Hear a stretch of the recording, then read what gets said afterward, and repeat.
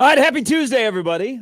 Welcome in on a going up on a Tuesday where Game 7s are undefeated. Welcome in, Gary and Matt. I stayed up the whole game. Whoa. Oh, yeah.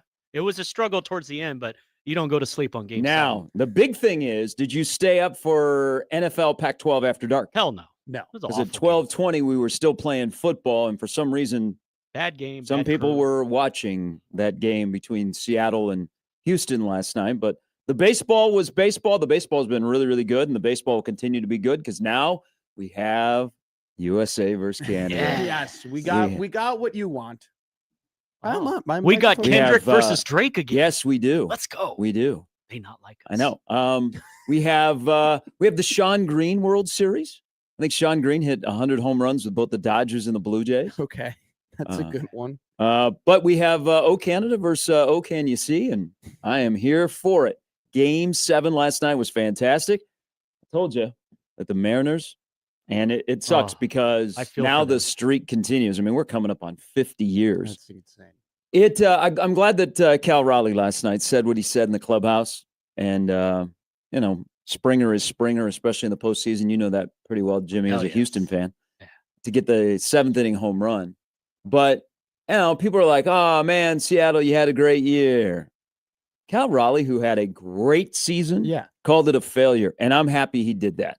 I am so happy that he used the word failure because in the moment it's a failure. Now, when you sit back and you're around the fire pit in a month, you go like, "Man, we had an incredible season. We got an incredible fan base. Man, we baseball is back in Seattle, but you won the first 2 games on the road. Mm-hmm. You had 5 games to win 2, and you lost in Game 7 in Canada, and Toronto goes on to the World Series, and we have Goliath versus Goliath. Toronto's playing really, really good baseball, and the myth is still that George Springer is still out of breath in the dugout right now. That was an absolutely awesome close-up they did of him just breathing over and over again because he's freaking out because he just hit one of the biggest homers in that franchise's history. Stars did things. I agree. I would agree with you almost 90% of the time when it comes to players saying something like that because I hated, and I know I'm in the minority, but do you remember like the whole viral thing of Giannis Antetokounmpo when they're like, how do you evaluate the season? And is the season a failure or is it not a success? And he kind of went on that long speech and whatnot. Like, to me, I've always been like, hey, you were favored to win, and the expectations were you were going to win the NBA championship or any championship, it was a failure, right? When you have those very, very high expectations, and like, you shouldn't shame anybody for trying to get your thoughts on that, right? With Cal Raleigh in particularly, though, in this case, it was just such a magical season. And I understand maybe you're probably right in the he doesn't have to admit it now. He can admit it later. And that magical season is probably more so for fans. He knows they were good enough to win it all. Exactly. Well, John Smoltz told you last night, hey, baseball is about to find out about Cal Raleigh. I thought he had over 60 home runs. John Smoltz talked. Stop. I think we found out about Cal Raleigh around June this year. I don't think we found out about him in the playoffs. But I hope they come back next year. I think I'm sad for Seattle fans. And why are you you big Nirvana? No, Pearl Jam. Did you watch Game 5 between the Nuggets and Sonics? Whoa. That was a bad day. I'm sad for Seattle fans. I was sad for Seattle when the Sonics left. I still am. Yeah, but they're going to get the Sonics back. I was sad for Seattle because I've also been a fan of a team that hasn't made it back to that place that you want to go in a very, very long time. And it reminded me of 2015 and how awesome that year was and how no one expected the Cubs could be there, yet they were there. And you convinced yourself they could win the World Series, yet they didn't. I felt sad relating to that. At the same time, 2015 was good. Morning, Happer. They might be pretty good, and they might end up winning a couple more games and whatnot. Last night was but the last night kind of what you're saying is last night was what sports is all about when you get like to a Game 7. That's why Game 7s are undefeated. And baseball, I mean, the energy in both Seattle and Toronto has been fantastic. It's compared to Dodger Stadium. I mean, Milwaukee was there was energy really there, good. but it's jubilation and heartbreak and agony that all go into sports. And I don't know. I think now it's 48 years. It's really amazing to think that the Mariners, with some of the great players they've had, never have made the World Series. And now I think almost everybody in the AL East in the last decade has found a way to get to the World Series or come close, except for the Orioles. But I'm excited about this World Series. I don't know that it'll go 7. It might only go 5 because the Dodgers rotation. But it is Goliath versus Goliath. Well, I mean, I know you were a little hesitant on that. Toronto has spent a lot of money on their payroll. It's the number 1 payroll against the 5th payroll. Yeah. So I mean, you can take it that way. I mean, it's not like hey, it's the up and comers. Oh my God, the Blue Jays have come from the ashes. Now they came from last place to first place, and they've been good all season long. But this series is all about the Dodgers rotation. But we get U.S. Canada. Yeah, I'm excited for it. I want the Dodgers to win. I want them to win really, really badly. I hate the whole. You hate Canada? No, I don't like the whole. They're ruining baseball. He hates hosers. No. Hosers are having a good time today. Kinsey brothers. I don't like the whole they're ruining baseball and they're spending too much money and they're doing this and they're doing that. Rush going to San Antonio, by the way. The rules are is that there's no salary cap. However much money you want to spend, you are allowed to spend. The Dodgers have decided, hey, we're going to go all in every single year and we're going to cough up the money and we're going to pay our players because we want to win. Because we can. And they put pressure on other owners who decide, even though that they have the money to be somewhat competitive with their payroll, but decide, no, we want to put more money in our pocket. Screw that. I want baseball teams. I want more baseball teams to put the best product they possibly can on the field. That's what the Dodgers do. So I want them to win. Now they have money. They spend money. I like that. I love it. But you have big market versus big market. I mean, LA is a huge market. Yeah. Toronto is a huge market. Mm-hmm. Series starts on Friday. I think we'll have a very entertaining series. And I wonder if Smoltz will say, the world is about to find out about Ohtani. They're about to see Shohei Ohtani. He's not We bad. didn't see him in the NLCS, but now we get him in the World Series, Joe. Joe, I know you've seen him for the last couple of years. Hey, and finally, if you're a Toronto fan, Ohtani's going to get on that plane, right? Yeah, for sure. Why wouldn't he? Well, I remember when he was being courted, he was supposed to go visit Toronto and never got on the plane. I did not know so he that. will That's actually be on the plane to Toronto to face off against the Blue Jays. If he has a nuclear World Series and wins World Series MVP, he's the GOAT? Yeah. Oh. Probably. I mean, he didn't have a great DS, which is I was ready to be like, Gary, he hasn't had that good of a playoffs. He just kind of rode the coattails to the World Series. Legacies are built in October. Look at Mark Lemke in the NLCS in his career with the Braves. He was like a 500 hitter. But Springer's been doing that, and he's clutch. And he's one of those guys that I know he's attached to the Astros, so bang that trash can. But he's always been a guy that I liked. Now, he has helped me in fantasy baseball the last couple of years. Here's the other thing about George Springer doing what he did. And I'm glad, did you see the Joe Carter tweet? I didn't know Joe Carter was on Twitter. Me either. But the last, walk-off, amazing hero in Blue Jay history, and ironically, back when they were in the World Series and winning the World Series was Joe Carter, is I haven't checked because I don't even think I follow them. Do you think that the Big East baseball account tweeted out something? Okay, I will go and look. Did not expect you to go there. And this is why I come to work. No, I don't see anything from the Big East baseball. George Springer went to UConn. I'm going to the UConn account. Okay, UConn is celebrating this like they won it all. To be fair, I didn't know UConn had baseball until I started working here. Oh no, they are the premier program in the Big East, and then Creighton has knocked them off. There's only 2 teams that are. I mean, it's Creighton and UConn in Big East baseball. But yeah, George Springer went to UConn. 8 of the 9 last posts from the UConn baseball Twitter account are of George Springer. Hell yeah, good for you, Huskies. But it was fun last night to see stars come through. So. As much as it sucks for Seattle and your front office put your manager in a terrible position, he made a horrible mistake last night with who he had in to pitch and the decision that was made to pitch to Springer. It was great to see stars being stars. Seattle's stars were stars in that game. Unfortunately, they made a poor decision out of the bullpen to not bring in Munoz and then to pitch to Springer when they could have walked Springer to pitch to Lukes. And they didn't do that. And Dan Wilson, who, they shoved Scott Service out, who might be the Twins manager, by the way. Hey, be a good choice. I like Scott Service. They made a poor decision. And that is a befuddling decision on who you brought into the game. At that Bizzardo. time. He brought in Bizzardo, who shouldn't have been in at that moment. They're going to have to live with that. And that's unfortunate. And you roll the dice when it's not analytics, and you go with your gut, and sometimes your gut doesn't turn out. And man, I don't know why they pitched to Springer, but they did, and he had a 3-run dong, and the place went nuts, and the Blue Jays are off to the World Series. I just think that those moments is like you can't really get them anywhere other than sports, where you're just kind of sitting. It's the 7th inning. You're watching the game. It's a pretty big moment, and then all of a sudden he just swings that bat, and you see it just launch off, and you're like, "Oh my God, this might actually go out." And then to see the atmosphere. I also love playoff baseball because we, at least like with baseball managers, it's like, hey, they kind of in the regular season, like it's just not a ton as much managing to do as other sports, right? Like it's just baseball managers aren't doing as much actively as football coaches or basketball coaches or anything. But when we get to the playoffs, I mean, the magnifying glass just becomes, we just get so honed it becomes in. A chess match. Exactly. Like every single little decisions matter. And you didn't really get that in the regular season. And then you get in the playoffs and it's like, this is awesome. It was awesome. Playoff baseball's great. I just love playoffs in general. Okay. Playoff.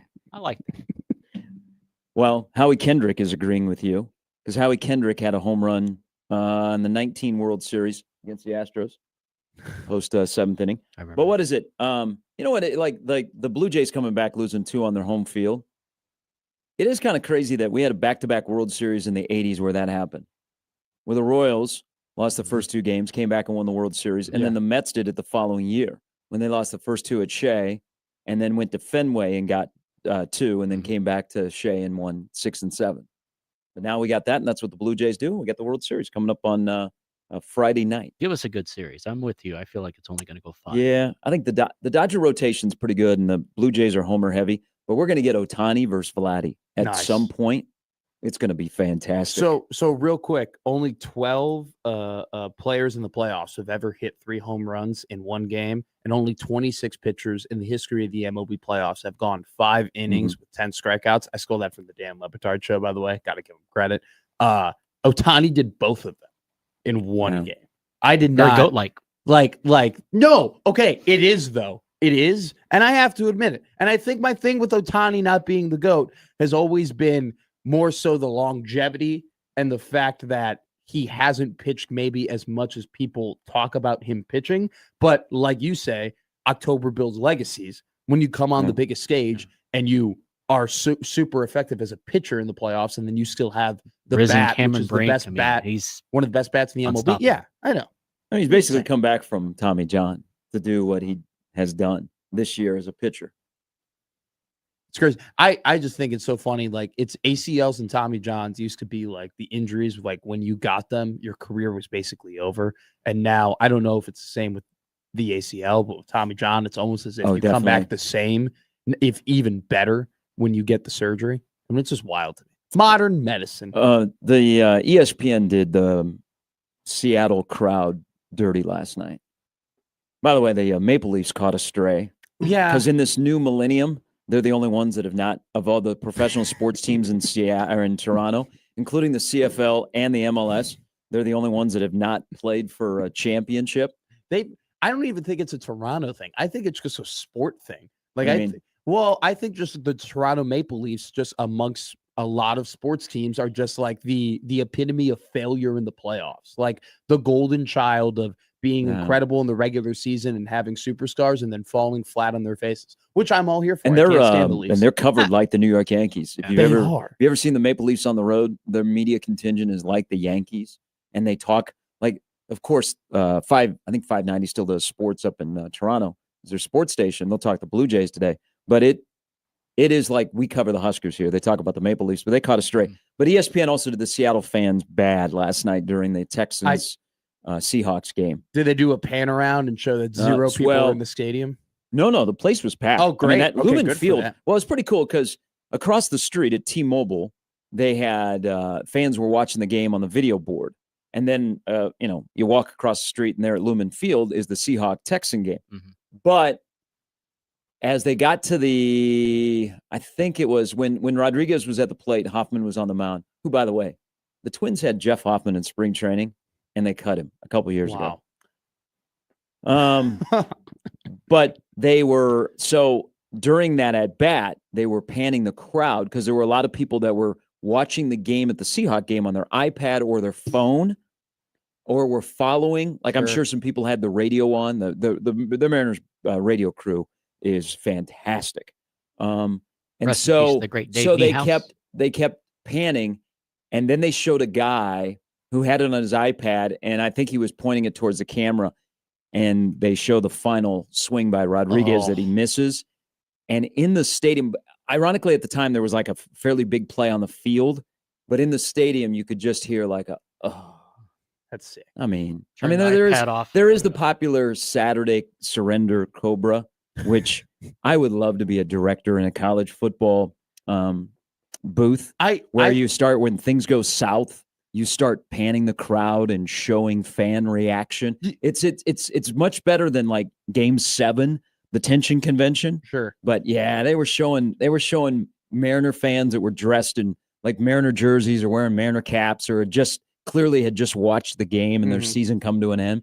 Like, come on, ESPN. If you did it, I don't know if you've done it at all, but if you did it for a couple of years, do you think you'd be a pretty good TV producer? No. I think you would. No, I don't think so. Here's why. I think you would, because I haven't, and I think Jimmy, you would too, because I haven't really. How much does it pay? Good benefits. I haven't really tiny person. in depth talked about how productions look and how productions work, and been annoyed at camera angles and certain things until I started working with you two and listening to you guys like talk about that stuff. I imagine both of you would be like, get that fan. We've watched sports. Here, get this. I don't think I would enjoy it. I've worked with quite a few directors, some really, really good ones that have gone on. It takes a special person to be able to ring everything together. Yeah. I don't think I would enjoy it. Also, I'm a little maybe claustrophobic, so sitting in the truck. That's how I kind of. Yeah. I love directors I've worked with, but I appreciate the compliment. It was awesome though. They do a great job. I've been lucky enough to listen to what the inside the TV truck sounds like. And like, especially for these primetime games, like we were able to listen to like Sunday Night Football when the Bears were playing, the intensity of it. I would hate to be a camera person. Like, and hearing like the yelling director at sometimes for SNF be like, over the ball. Back in the day, there'd be lung darts everywhere in that truck because they'd just be, high stress and everything. And they're so good at what they do. They're really good at what they do. That's why I was not surprised why NBC has such a really, really good product on Sunday Night Football after listening to the truck. All right, coming up on the show, Sam McEwen's going to join us in an hour. He had questions yesterday for Matt Rhule. And we'll have questions for him. Brian Christopherson will stop by. This lineup brought to you by the Rooferys at John Higgins Weather Guard. I don't know, a lot of body language people out there about Rhule's presser yesterday. Yeah, I read that. Hey, he knows. They that was a really bad loss. And I think he showed it. No one was off the hook. I don't think he's going to tell you everything in a presser. It was fine. It was good. Hey, now let's have some action this weekend. But he said, well, I'm not going to put words in your mouth. Okay. He said something that I think is startling to anybody that follows this program or works in this program. But it was okay yesterday. I mean, it set a press conference. The right tone. Well, but around here we diagnose body language. Looking for anything. Hints. I think there's part of him that was a combination of being defeated and pissed off. Oh God. And that's what you got yesterday from the head football coach. But I will tell you, I think, in my opinion, typical Rhule stuff, his regular press conference. Today is the day to listen. If you didn't listen yesterday, and you're just going to hear us describe Rhule, hearing his coordinators who, they know how to take heat. They're pros. Oh, yeah. No one was off limits, and especially those two, one in particular more than the other. I'm more curious to hear the tone from the coordinator speaking today than I was from the head coach, because I kind of had a sense of what I was going to get from Rhule. Yeah. Now I don't know what I'm going to get from Butler and Holgorsen. I think you got a straight shooter in there. I really think you're going to get snappy attitude from both of them. I think both of them are going to be incredibly similar to what their head coach was, and I just think it kind of trickles from the top down. I think Dana is going to. I think Dana will admit some faults probably, because he has the past, and I think he'll relate to it. But I think it'll be. But are they his faults or the system's faults? But it's his system. Is it? He's the one who's calling the plays. Is it his system? So this is something I'm going to save for Sam, because I think Sam can go in on this. I think we have to be we have to do a deep dive of this offense on whose offense it is. Because just because who's calling the plays doesn't mean that's the offense that the play caller wants to run. And if that is the case, then why is that the issue? Why has that not been rectified? I mean, the fact that we had this isn't the one that I'm pointing at that is just like, whoa. If you think that you should run the ball more, why didn't you step up and say something? Or say, why are we so predictable on offense at the University of Nebraska that we're going to run the ball on first down, we're going to throw the ball on second down, and then we're going to try and figure it out on third down? I think that you might be right in this regard, that there is a certain thing that Matt Rhule wants to accomplish on offense, right? And it's not just, hey, score 7 points. There's more to just, hey, scoring. They want to hold the ball for a certain amount of time, or they want to get this person involved, or they want to do this type of thing. And maybe Dana has to form within that, okay? But I don't think that those may be potential prerequisites in what Dana has to do accounts for just the poor performance that he had against Minnesota. I can see how, maybe you could kind of stitch together, hey, when Satterfield was calling the plays, like they did some similar things and they did some similar concepts and they were trying to accomplish similar goals. But I still don't think that I don't think that completely handcuffs Dana from just calling a good game and doing certain things. Like, I still think Dana, even if they have to hold the ball longer, even if they're trying to check some boxes off before they put the ball in the end zone, that doesn't cleanse him from not having more quick game and not running the ball more and being as predictable as you say. Yeah, I wonder what the disconnect is, that the offensive line blocks a different way, the plays are called a different way, sure, and the actions are done a different way. Why are not they all on the same page? Why isn't the message getting put across? Is there something that, I mean, whose offense is this? Whose offense is Nebraska running? Are they still running? And kind of alluded to it, we're still going to run the Satterfield offense. I'm not going to change much. Are we running the Satterfield Rhule offense, or are we going to run the Dana offense at some point? And maybe if it's a combination of both, maybe Donnie isn't fully to blame here. Well, maybe it's just an offense that is being run that is not good for the quarterback or the offensive line. But because they're in a weird spot with their offense of like just rhythm, consistency, just choppy. Why this doesn't make sense. And so I think this needs a deeper dive. And I don't know if you can get it with 5 games to go, but you have an OC that said, hey, I can make up a game plan in 3 days. But what is annoying to me, Gary, is that when Matt Rhule is talking about recruiting and in-state recruiting in the offseason, he goes, we only serve one master here, right? Like I have to go ahead and we have to beat Ohio State. Okay, there's nothing more important than that. And to me, offense should just be, how can I get the ball in the end zone, regardless of how quickly you do it and how it affects your defense and how it just with this team specifically, because they don't have the talent that Ohio State has and they don't have the talent that other teams have where they can just kind of decide and pick and choose when they want to score. This team just has to score. So if you're trying to check off a bunch of boxes in terms of this guy's got to get the ball, or this guy's got to get the ball, or Dylan's got to throw it this amount of times. No, I'm not for that at all. I'm not happy with that at all. I'm just, to me, it's just have Dana make the game plan that attacks the defense the best way you possibly can, and then call the plays that make sense and not necessarily be handcuffed in the other things that he has to do. So who's that fall on? As the head coach. Okay. If the head coach is the one, if this is true, if this is Dana is trying to appease Matt Rhule in terms of what he wants to accomplish, and that's affecting how efficient the offense is, then it's definitely on Matt Rhule, without a doubt.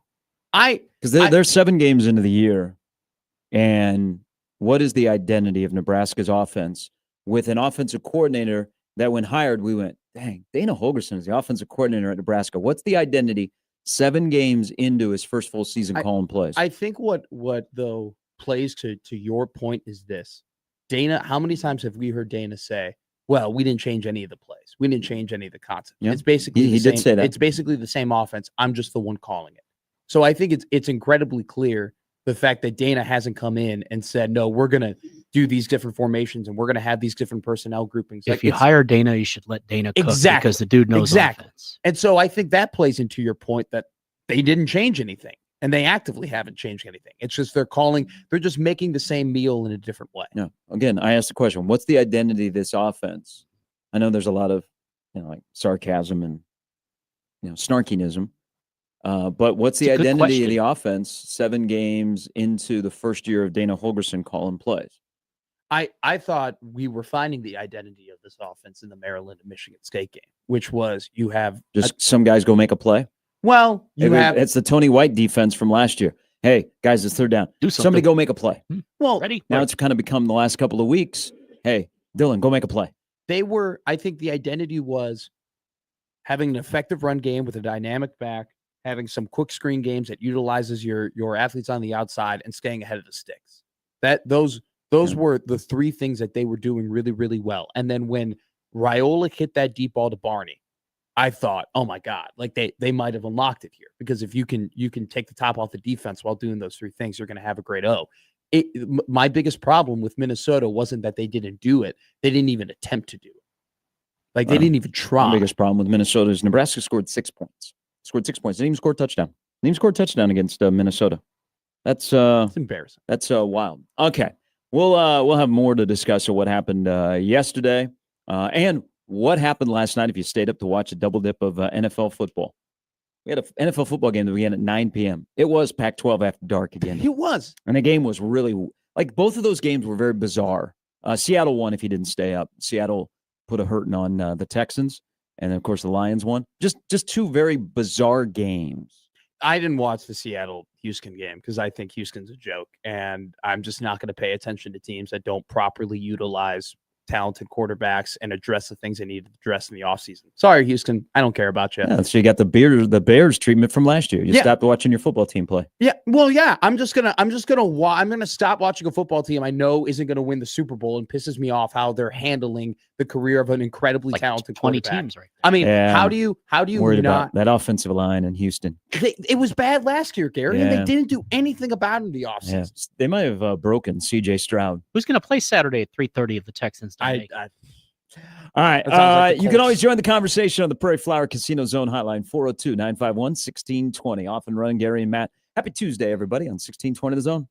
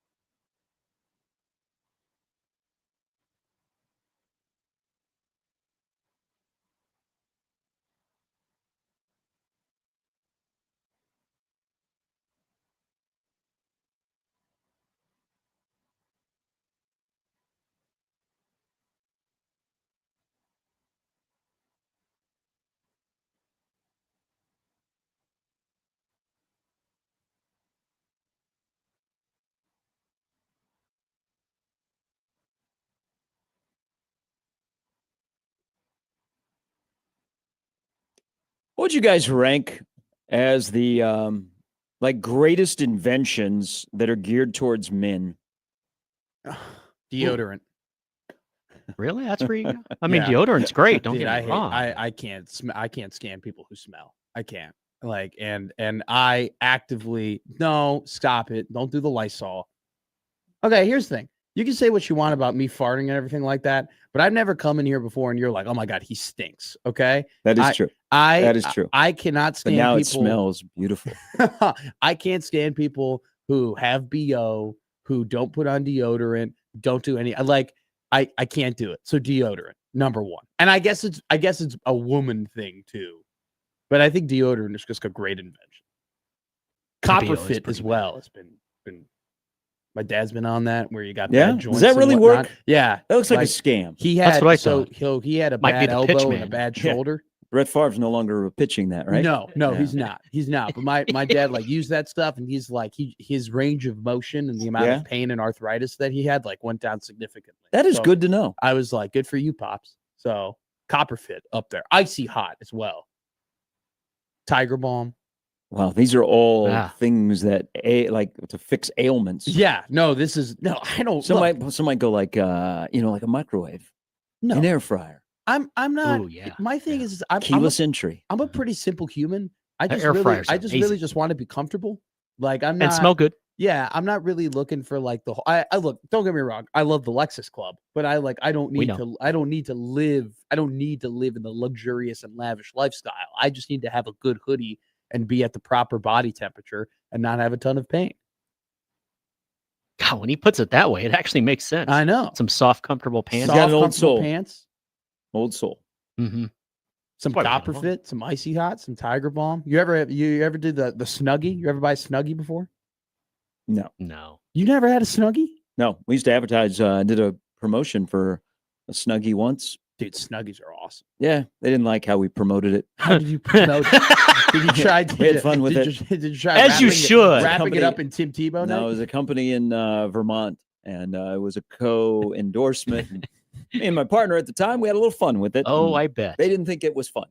I thought it was funny. Can you tell us what it was? Yeah, I mean, it just probably crossed the line of what you could do with a Snuggie and in a Snuggie. But you guys weren't wrong. What can you do in a Snuggie other than put the Snuggie on? Stuff. Yeah, that's the best way to describe it. Stuff. Entertaining stuff. Yeah. Let your imagination run wild. See, I'm not going to. I just look at the Snuggie and I go, this is a great way to keep my body warm while I still wear pajamas to bed, don't I you? do. Yeah. We've had this convo before. You have, and they've got the footies? No, I don't do footies. Yeah. I just wear. The Minion had footies last night. I don't. I still got the NFL curtains that have all the helmets on them, and then it matches the bedspread. The pillowcase. Okay. Pillowcase. Yes. And then do you have the NFL pencils sitting on your desk in your room? No, but Cardinals always the one that never got used. I do have the mini helmets. You know, the mini helmets that you put as a desk decoration. I do have that. Half my room is sports, and half my room is music. And the only reason the other half of my room is music is because I don't want my bedroom to look like my 5-year-old bedroom. And I want people to think that I'm like cultured and sophisticated. So like people will look at my room and be like, oh my God, are you a big Nirvana fan? No, not really. But it's a nice poster and it makes me look like I have range. They're like, oh, nice Green Day poster. You like Dookie? No, not. I mean, like, I'm like, it's a fine album, but it's just like, it looks cool. How about Sonic Youth Live? No. The second you bring an older woman to your place, you're going to end up being exposed because she's going to be like, I saw Sonic Youth. Yeah. Big. Oh, for sure. Yeah. And I'm like, I don't know one song. You just got to just learn enough to sound intelligent. I have 2 different things of Nirvana. I really couldn't tell you, like, other than Smells Like Teen Spirit, another song. Kurt Cobain died exactly 1 month before the Nuggets beat the Sonics. Those were 2 worse days in Seattle than what happened last night. Yeah. I do have a hat wall, though. I have a wall with all my hats. Okay. Single 23-year-old. Mm-hmm. No, you don't need to apologize. Oh, yeah. That's how an apartment should look like. Yeah, but when you live walk with a roommate. When you walk into my room now, you're going to see that there's like a video game wheel set up on my desk. You basically live in a dorm room. Essentially, right? You live in a dorm room. It's way fancier than a dorm room. What's a fancy? But you have like a cleaner roommate. Mm-hmm. A cleaner roommate, and he, like it's nice, but then you go in your room and it looks like a dorm room. That's okay. Yeah, hold on to that. Dan's room looks very professional. Yeah. Like Dan's room's got nice things up there. Mine is more dorm, I guess, than his. You still live in a dorm. It's fine. I mean, I don't live vicariously through you. I don't think I still live in a dorm. My apartment is like 4 times bigger than a dorm. We have a kitchen I don't know. table. Sometimes, man, when I've been down to look at the suites. I've sent you know what my apartment looks like. I've sent you pictures of my apartment. It's way nicer. All I see is furniture on the ground waiting to be built. No, that's all I've ever seen. It's all built now. It's all constructed. I was once told all you need is Coors Light and a PlayStation. We have a kitchen table. Do you have beer posters and beer signs? Do you have the John Belushi poster? So I will admit that it's okay to say that you live in a dorm room. No. I don't think I live in a dorm room. You got all those Creighton students that are with you, and they're like, "Hey, don't we are in the same class?" I don't live in a dorm room, but the family room definitely looks like a Buffalo Wild Wings. Like there are multiple like Nebraska football schedule posters. You know, that's tough. Like current or past. So there's a scoring explosion poster in the kitchen. Okay, that's sweet. And then there's the 2001 Eric Crouch poster. It's even sweeter in the family room. And then there's a Big Lebowski theater not judging movie poster. There's a Back to the Future movie poster. Yeah, Fear and Loathing in Las Vegas. There's a Nebraska jersey. So this is why it's a Buffalo Wild Wings. There's a Nebraska jersey that's hung up. Yeah. Okay. I could not tell you who the Nebraska. What number? 12. Yeah. He was a punter. Joe Daly, not a punter. Okay. I don't know, but that's why it's Buffalo Wild Wings too. It's like, there's a Nebraska jersey. Tom Seiler? And it's like, it's not Rozier or Bobby Newcomb. Rogers or anybody like that. Bobby Newcomb. Why couldn't you get a Dan Haydenfeld jersey? Because he wears 17. We have to hang up our Schwarber jersey. I have a Schwarber jersey that we can hang up. But then it would really look like a Buffalo. So I need to know why the 12. Did you buy it in 2012? No, or is it Bobby Newcomb? Dan's dad had Bobby Newcomb in his basement and was like, "Hey, you want this?" And Dan took it and he put it up. Okay, because they were doing a run of you could either buy one or the year of that season, like after everybody had Burkhead jerseys. See, I just texted Dan. I go, "Who's the guy hung up?" I have no clue. I'm just very curious. I have no. That'd be kind of cool if it was a Bobby Newcomb. And then we have just we don't mention Bobby Newcomb enough around here. No, maybe we don't. But I don't know. Just a punter. Just a special teams guy. Nobody in particular. Bobby could do it all. Punter that wore 12. Nobody special. Yeah, it's like Tom Seiler was not a punter, but he was a kicker from Creighton. He wore 12. Pretty sure he wore 12 because Byron Bennett wore 13. I'm a fan though of if you're going to buy a jersey and you're going to hang it up in your apartment, in your basement or whatever. I don't want it to be the superstar. I don't want to have. You just want to have a random conversation starter? Exactly. Okay. Oh my God, Matt, is that a Ronnie Brewer jersey? Well, yes, it is. Sit down. Exactly. Let me tell you about good old number 20. Let me undo a button here. Let me tell you about the sharpshooter before sharpshooting was cool. Oh my God, Matt, is that a Chase Budinger jersey? Yeah. Yeah. Let me tell you about Brandon Jennings, kids. Let me tell you about the album Nevermind and what it did on my life. Do you know who this is not a joke. I have it written down in my niche, my list of niche sport things that I want to own at some point. Holy cow. So in Chicago, sorry to interrupt. Is George Wendt a twin? So they're named a street after him in Chicago, the late George Wendt. And I looked up because I'm like, that's George Wendt. Hey, Gary, I think he has a twin. There's a lot of guys who look like George Wendt in Chicago. Probably true. There's a lot of true. Them. Probably true. You don't have to turn your head too far to find somebody who looks. Love that. So asking this question last night just reiterated a point, and this is a relatively new invention. Is the multi-view is undefeated. Game 7s are undefeated, and the multi-view and the fact that you can create your own multi-view is even better. Incredible. Whoever came up with that, along with bottled water and the Roomba, I love you. Okay, because the multi-view has changed how we watch sports. And you're especially on our Saturdays and even on our Sundays, where if you have the brain power to be able to get all four and watch all four at the same time. Yeah. I mean, I think it's going to add years to my life. They always say you got to keep the brain stimulated as you get a little bit older. I think by watching multi-view on sports weekends, I'm adding 5, 6, 10, it saves 12 you years money to my life. It keeps you home. So is that the answer to your own question of what is the greatest man-made thing? Well, it's not the greatest. It's the greatest, but it's just a reminder that you don't have to go to a sports bar. You can have a sports bar in your house. Oh, million. That's what we're doing. Yeah. That's what we've. You don't have to go to sports pages to watch. Safer. Or you don't have to drive drunk. No. Jeez, it's the truth, though. You're home. You don't have to drive. See, drunk another reason why bars are in trouble. The multi-view and people Matt's age because they stay at home because it's cheaper and they can smoke weed. Okay, I'm not smoking weed, but I do smoke a cigar sometimes outside. That's kind of nice. Morning, Nathan. Well, no, I mean it is pretty. You are right in the fact that if I buy 6 beers at a sports bar, at the least it's going to cost me about $26. I can buy a 6-pack for $8 and watch it at my place. Now, here's my one problem with the multi. No line for the bathroom. Here's my one problem. No, it's like like one of my favorite sports bars of all time, and it's been closed for many, many years at Oakview Mall, is Champs Americana. Oh, yeah. And I remember that growing up. It's like they only had one wall where they had the multiple TVs. Events going on TVs. Yeah. But this is back like in the early 2000s before you had technology. Essentially what it would look like is you had 8 TVs right next to each other and they all turned to different channels. So I don't have to go to Champs Americana. I can stay in my house and have my own sports bar.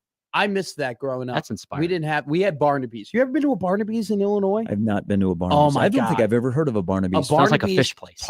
Barnaby's is like the quintessential tavern pizza. Like when you think of like that it's a little too yeasty. Like it's a different tasting type of pizza, but it's super thin. It's very hot. It'll burn the roof of your mouth, and it's all wood. The entire restaurant is just wood booths, wood everything. Shout out termites. You would go there, and they had 4 TVs on. They always had the Cubs game. They always had the White Sox game, and then they had whatever was like national on at the time. But other than that, I grew up in the Buffalo Wild Wings era. Like B-Dubs was just. Like it was made for us. It was made to be the sport bar. So we would just go there. Wild Wings and Weck. That and BOGO, when you were a cheap high school student and you had to you can be a cheap adult too. When you needed to eat the BOGO Thursdays, the boneless BOGO Thursdays, that was like the hangout spot. Like that was it. Like that was childhood. That was life. We need to find who at YouTube came up with a multi-view. Well, I love that it has replaced. I had a discussion the other night watching football. Picture in picture. Remember when you got a picture in picture TV and you were like the most popular person on the block and how cool it was, and then you had to figure out how it worked. Now it's like if you asked, like, do you remember picture in picture? A picture in picture still happens. Okay, they teach you about it in school. Picture in picture happens with NASCAR and it happens with wrestling. Picture in picture, like you get the little, you have the big screen and then you have the little one up in the corner. I'm talking about you have like to run a commercial while you can also see the. No, action. that's not picture in picture. Oh, that's not picture in picture. No. Oh, okay. Google it. That's what they call it on you the broadcast. They go, "We're going to go picture in picture here." Yeah, well, they're lying to you. Okay, this was the original picture in picture. That's what they do on TV. All right. When we come back, the most startling thing said yesterday, in my opinion, and I would almost like to know who said it, because I think. This they opened up the curtain a little bit on something I was alluding to yesterday about immaturity. Okay. So we'll get into that. Matt Rhule spoke yesterday. His coordinators speak today, and Nebraska plays Northwestern on Saturday. Who's got a better stop rate than Nebraska? Not by much. They're 26th in the country. Nebraska's 28th. Game that'll probably be played in a phone booth if you're Northwestern. If you're Nebraska, you'd like to play it on I-80 once you get west of Lincoln and you drive like 85 miles an hour. After the once you get to the point where it's like, all right, we've passed the cops. Like, what's that stretch? You probably once you get past Waverly all the way up to the airplane museum. That's the stretch where it's like no cops in there anymore. Halfway right to up York, to the metal, and then you're baby. good. Go ahead, Air and Space Museum. All right, we'll take a break. Come back. Hour number 2 that'll include chat with Sam McEwen on 1620 The Zone.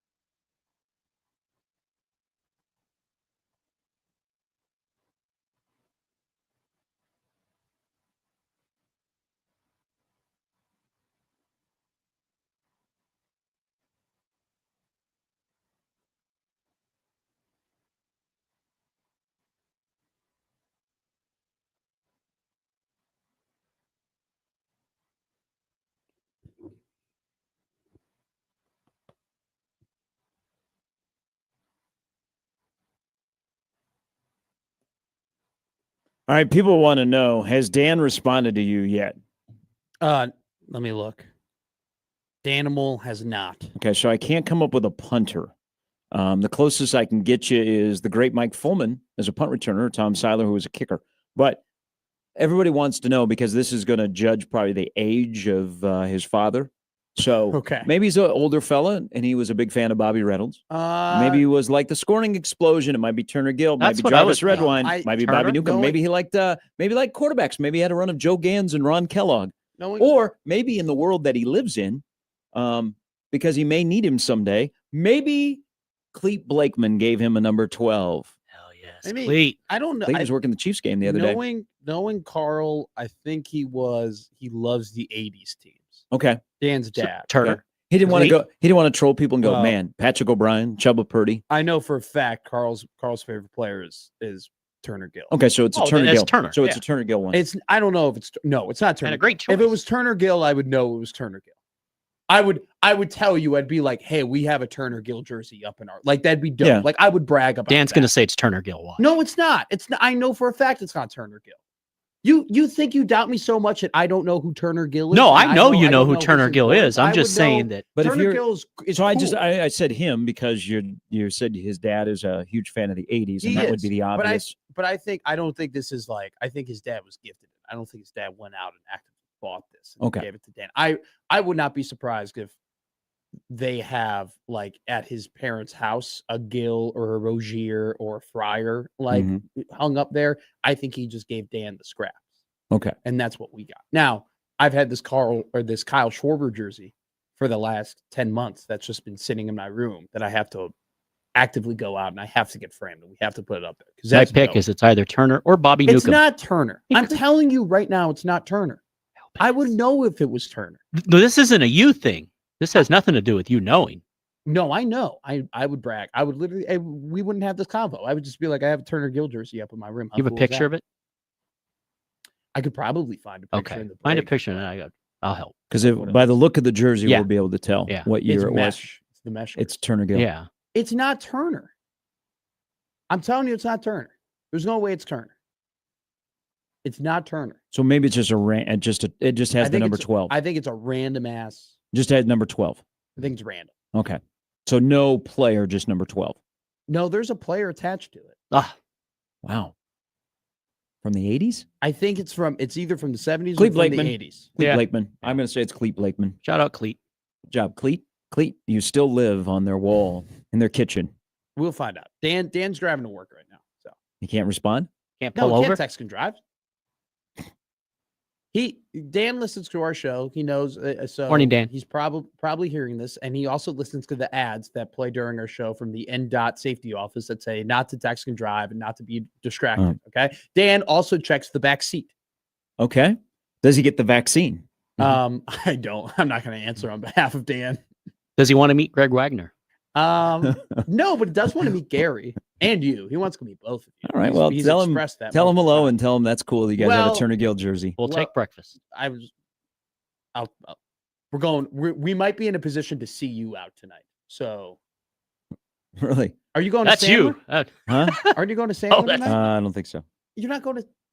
I thought you're going to. Sandler. No. He was in Chicago last night. Your quarterback, who is a 6.5-point underdog against the Ravens, who are 1-5. He was at the Sandler show in Chicago last night. I just want to know, will Sandler will he have a run today with either the Mavs or the Jays and playing a little pickup basketball? And who will be his friends in the audience? Because the last time he was here, Kevin James was here. Larry the Cable Guy will be there. He had another like Sandler friends were in attendance. Spade? Yeah, I think David Spade was here the last time because Sandler wasn't here very long ago. But here's the comparison. There are plenty of tickets available for tonight. Yeah. Nate Bargatze sold out PBA. Really? Yeah, last week. Good for Nate. Great show. He's really good in concert. I love Nate. But he sold out PBA. I don't think Sandler has sold out the Chai. But I don't think Sandler.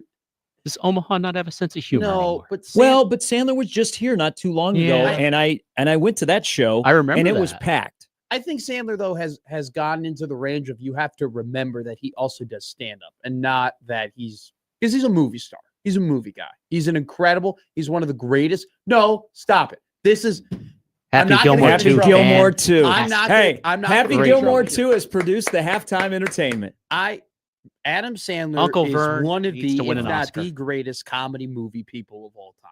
Okay. And that is what he is more Stupid known comedy, for yeah.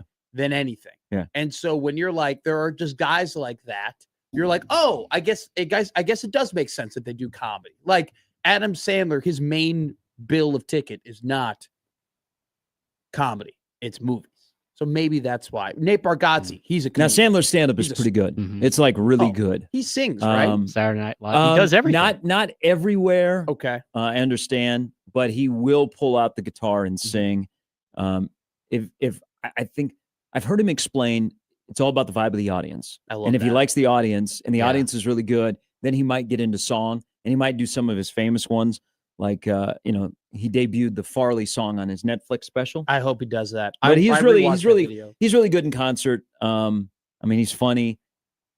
A lot of people kind of like want him to, like, especially with Seinfeld. Like if you've been to a Seinfeld show, Seinfeld will do a Q&A with the crowd. And so it all inevitably goes back to Seinfeld stuff. And then he'll tell backstories of the Newman and some of the other episodes, how they came about, or people like him to use some catchphrases. It'd be kind of cool to have Sandler do a Q&A, but he doesn't talk a lot about his past. It's like a lot of like just funny stuff, but he's really good. He's really good. Is he an A-list? Yes. Okay. Stop. Just checking. Checking. So it's everybody can go to the show tonight and have a good time. Adam Sandler changed my life. He debuted a song on his Netflix special called Phone Wallet Keys. That one's for my you. Phone wallet keys. Got my phone wallet keys.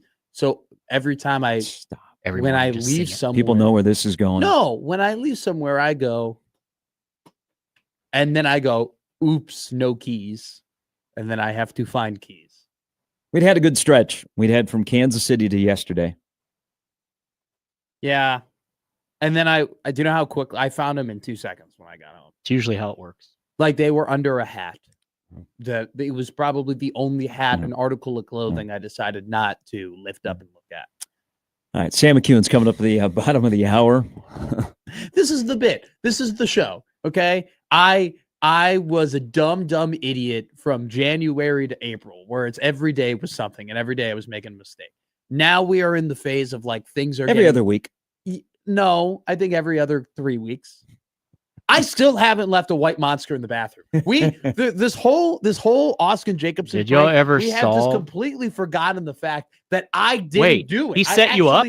He did. It was an inside job. You have no idea. Damn. No, I didn't listen to the thing. So unfortunately, he pranked Matt. And you were here when Gary was grilling me, had my feet to the fire with I have to pay him. That was a brutal morning. It was tough. Thanks for the coffee this morning. I forgot again. So Sam McEwen's going to join us here in a little bit. Part of what Rhule talked about yesterday. What do you think? What do you think after the way that he was? And he was clearly ticked off. And hey, he was defeated. It was a bad loss. I would like his team to play that way on Saturday. I think they're capable of it. I think they're a good bounce back program. I don't think they are a killer instinct program yet, but I think they're a good bounce back program. But kind of like your football team to play with the same anger all the that time. Your head coach. I don't know if you can do it all the time. I don't know if they're built yet like that, but just they're a good bounce back team. So I expect them to bounce back on Saturday. Actually, this particular team. I'm not comparing them to the previous two rules. Yeah, I'm just this particular team. I believe is a good bounce back team. Subscribe. But I would like them to play with that. So he said one thing yesterday that I was really like, oh, this is not good, and this is. I know you're being honest here, and you're telling all without not telling all, and no one is off the hook. Nebraska drank some rat poison last week. Okay. They drank some rat poison. Nick Saban tells you don't drink the rat poison. Mm-hmm. Nebraska drank the rat poison, but I don't know if they've gotten to the level where they can drink rat poison, because now the one startling thing to me, and it's not the first time, Rhule's use this again, it's about entitlement, and I'm wondering, what's your message? Why does your message fall on deaf ears? Who was the assistant coach that didn't listen and thought that this would be a walkover? Who was that person on your staff, and why is that person still in your football program? I think because Nebraska hasn't achieved anything yet. We can make predictions as media and fans, and we're dumb.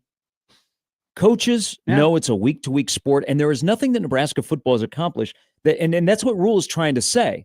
But that somebody on your staff could say, oh, man, this is going to that Rhule, no, we're fine. And just, rat poison, not going to get me. I got the vaccine. Who's that person on your staff, and why are they still on your staff? And why is this an issue with a program that has not broken through the glass ceiling? When he said that yesterday, I almost had to pull off the road, because all the other stuff I kind of expected and, opened up like, hey, I got more questions. But when he went there and he said somebody on my staff, I was like, so we have to talk about this, Mr. Rhule. He said something. I mean, obviously that, the flag went off in my head when I heard that. And it's a great point by you. But he said something yesterday that ticked me off. It irked me, and it adds to what you're talking about. I hated last year, and I thought it was very indicative of the team they had when he just kind of mentioned, when they went into the locker room against Ohio State and they were losing, everybody was happy. And when they went into the locker room against UCLA, everybody was upset. And I was trying to tell them, hey guys, you were losing both games. Like, why are your attitudes changed? And I think you and I both agree that that's kind of a signature of not a great culture, of like, you should be level. You should be even. You should be even keel. You should have, the same attitude walking in and walking out of the locker room, understanding, hey, these are the things we have to do to win. When he said yesterday that they walked into the locker room against Minnesota and they were all upset and they were this and they were that and they were like, oh, woe is me. It reminded me of the UCLA game. And I'm like, that should be gone. Yeah. That shouldn't exist. Just like that shouldn't exist. So is the entitlement, and this kind of answers the question on what Rhule said yesterday, is it on the players or the coaches? Because if it's on the players, I understand that. If it's on the coaches or a coach or a staff member, then I'm wondering, wow, it's pretty good life, right? That you get to 5-1 and you get ranked and you're like, here we go. Yeah. Oh man, we are so good. Not thinking that Minnesota was just all of a sudden going to become soft, like, what you're doing with your baby this morning and you're changing his diaper, and they were just going to lay down. That's a little bit uncomfortable for me to hear that when it comes from a staff member. Because a player, they're 18 to 23 and they ride the wave, and I get it. You get one mulligan. Yeah. Okay. And then you get one mulligan as a player, and it's like you got reminded you're not as good as you think you are. Sure. But you can get there. Yeah. But as a staff member, there's a difference between confidence and arrogance. Okay. You can be confident. You can be confident that you're going to hold up against Michigan. You can be confident that you're gonna do this special teams play, that you're gonna block a punt or you're gonna return a kick or whatever. But you can't be arrogant, because rat poison is just the fancy way of saying arrogance. Saban was spot on, and that's when Rhule went down that path yesterday. I was like, oh. But I thought that press conference was so interesting to me, because when he came up and in the first 2 minutes he goes, "I'm pissed off." It reminded me of like a substitute teacher being like, "I'm mad, guys. I'm really frustrated." And then as the presser went on, and as he kept talking, and as your substitute teacher continues to rag on you and say how disappointed they are, you actually realize, oh my God, they're actually mad and they're actually scary. And this is a real deal. By like the 22nd minute, I kind of was like, oh God, like he's unloading the clip. Like he is actually incredibly upset. That's why somebody should have asked him about Penn State. Just throw more. There were no Penn State questions. Just through all of that at the end, just go, any word on Penn State? So do you Mike Elko got asked about it yesterday. Oh, that was awesome. That was so sick. He's gone. Well, it would have been, I know, the perfect spot to ask that. After he goes, Addie's got to be better on the back end, and Terry's got to make sure that our guys aren't getting pushed sideways, and Rob's got to coach him to go and get him. Then it would have been so do you think after your loss, it's off the table that you were a candidate for the Penn State job? See, that could have been your question. if you were there. No, I get a, hey, that's a great question. That's what I get. I don't ask the question that I don't think anything would ever get him to walk off the podium.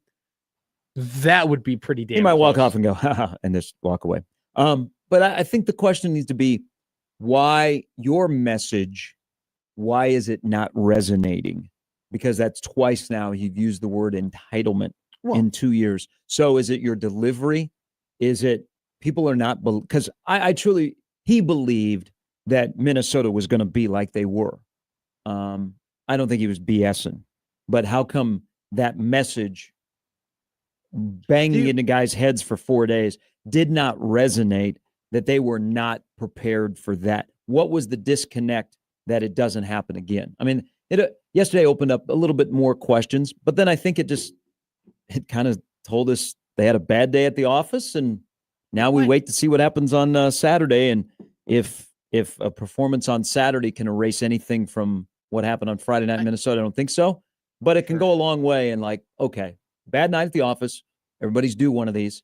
Good bounce back program. Now don't let it happen again. I'm still wondering why he said that though. Why did he say, "Hey, because he was on a tell all. He was going to let you know. He was very transparent and candid that he never does things without intention. And so he told you uncomfortably what the reality of their program was last week and going into that game. And hopefully it's not the program as a general, because around here, one game is a referendum on his program. Okay. I mean, that's just how Nebraska football has been. It's not like, okay, let's look at the course of 12 games. It's we cover it week to week and we make sweeping generalizations. I mean, look at the Detroit Lions. If you tried to make out after week number 1, sure. I mean, in the middle of October now, you look kind of like a fool. Okay, let me throw something at you, and then this is what I believe. I'm not putting this in your mouth or anybody else's mouth, and you can say whether I'm on track or not here. But the last 2 seasons, I felt like, yes, they weren't winning to the level that you would maybe want them to win. Mm-hmm. But my feeling was, you know what? Okay, yeah, they only won 6 games in the regular season. They only won 5 games in the regular season, but at least they're building a culture. And it seems like the culture there is pretty stable and they know what they're doing in that regard. And so even though the wins aren't here now, I know they'll come later because of the culture. And I think that has always been like a big thing for people who believe in Rhule, like I do. Like, the culture's there, mm-hmm. The organization's there. It's a professionally run. When you say something like that, though, and you say something like they went in the locker room and they were really, really down against Minnesota and they were only down 1 point. When you say things like that, it starts to question the reason as to why I believe in you. And I just don't understand you yourself putting that out into the ether for people to question. No, I mean, I think that's just kind of who he is. When you put it out there, you're going to have it spun a bunch of different ways. I like that he's honest. I mean, sure. He wasn't going to tell you everything that he's going to do or what needs to be fixed, but he was going to give you, I mean, no one was off the hook except for Mike Eckler. Okay. Well, no, because there were he brought up a couple of special teams things, but there was more positivity about special teams. Well, How much a difference a year makes. Okay. How much difference a year makes that in a down press conference after a performance like that, where you lay an egg, you go, hey, well, special teams, we did this, and you highlight a special teams player. That's where we're at. All right, Sam McEwen's going to join us here in a little bit. A little bit later, Brian Christopherson, Nebraska Northwestern. We got our wish. Thanks for Nebraska and USC losing. There are some things that are positive in losing. Yeah. We get a night game. Mm-hmm. Yes, we do. We get a night game November 1 for a blackout. Let's drop that temperature. Really hoping there isn't. No. You don't want? No. I do not like the forecast this week. The forecast is way too cold this week. Let's get back into the 70s. What's the forecast? 50s. No, that's fine. Great. No, guys, we're bear weather. No, that's not bear weather. We don't. The Bears don't play. I around want here. bear weather for USC. We are the San Diego of the Big Ten. We don't have bear weather. I'm pretty sure the San Diego of the Big Ten is San Diego, or California. The teams in California. Well, we were here first. We were the original San Diego of the Big Ten. All right, 21 past the hour. It's Gary and Matt with Jimmy on 1620 The Zone.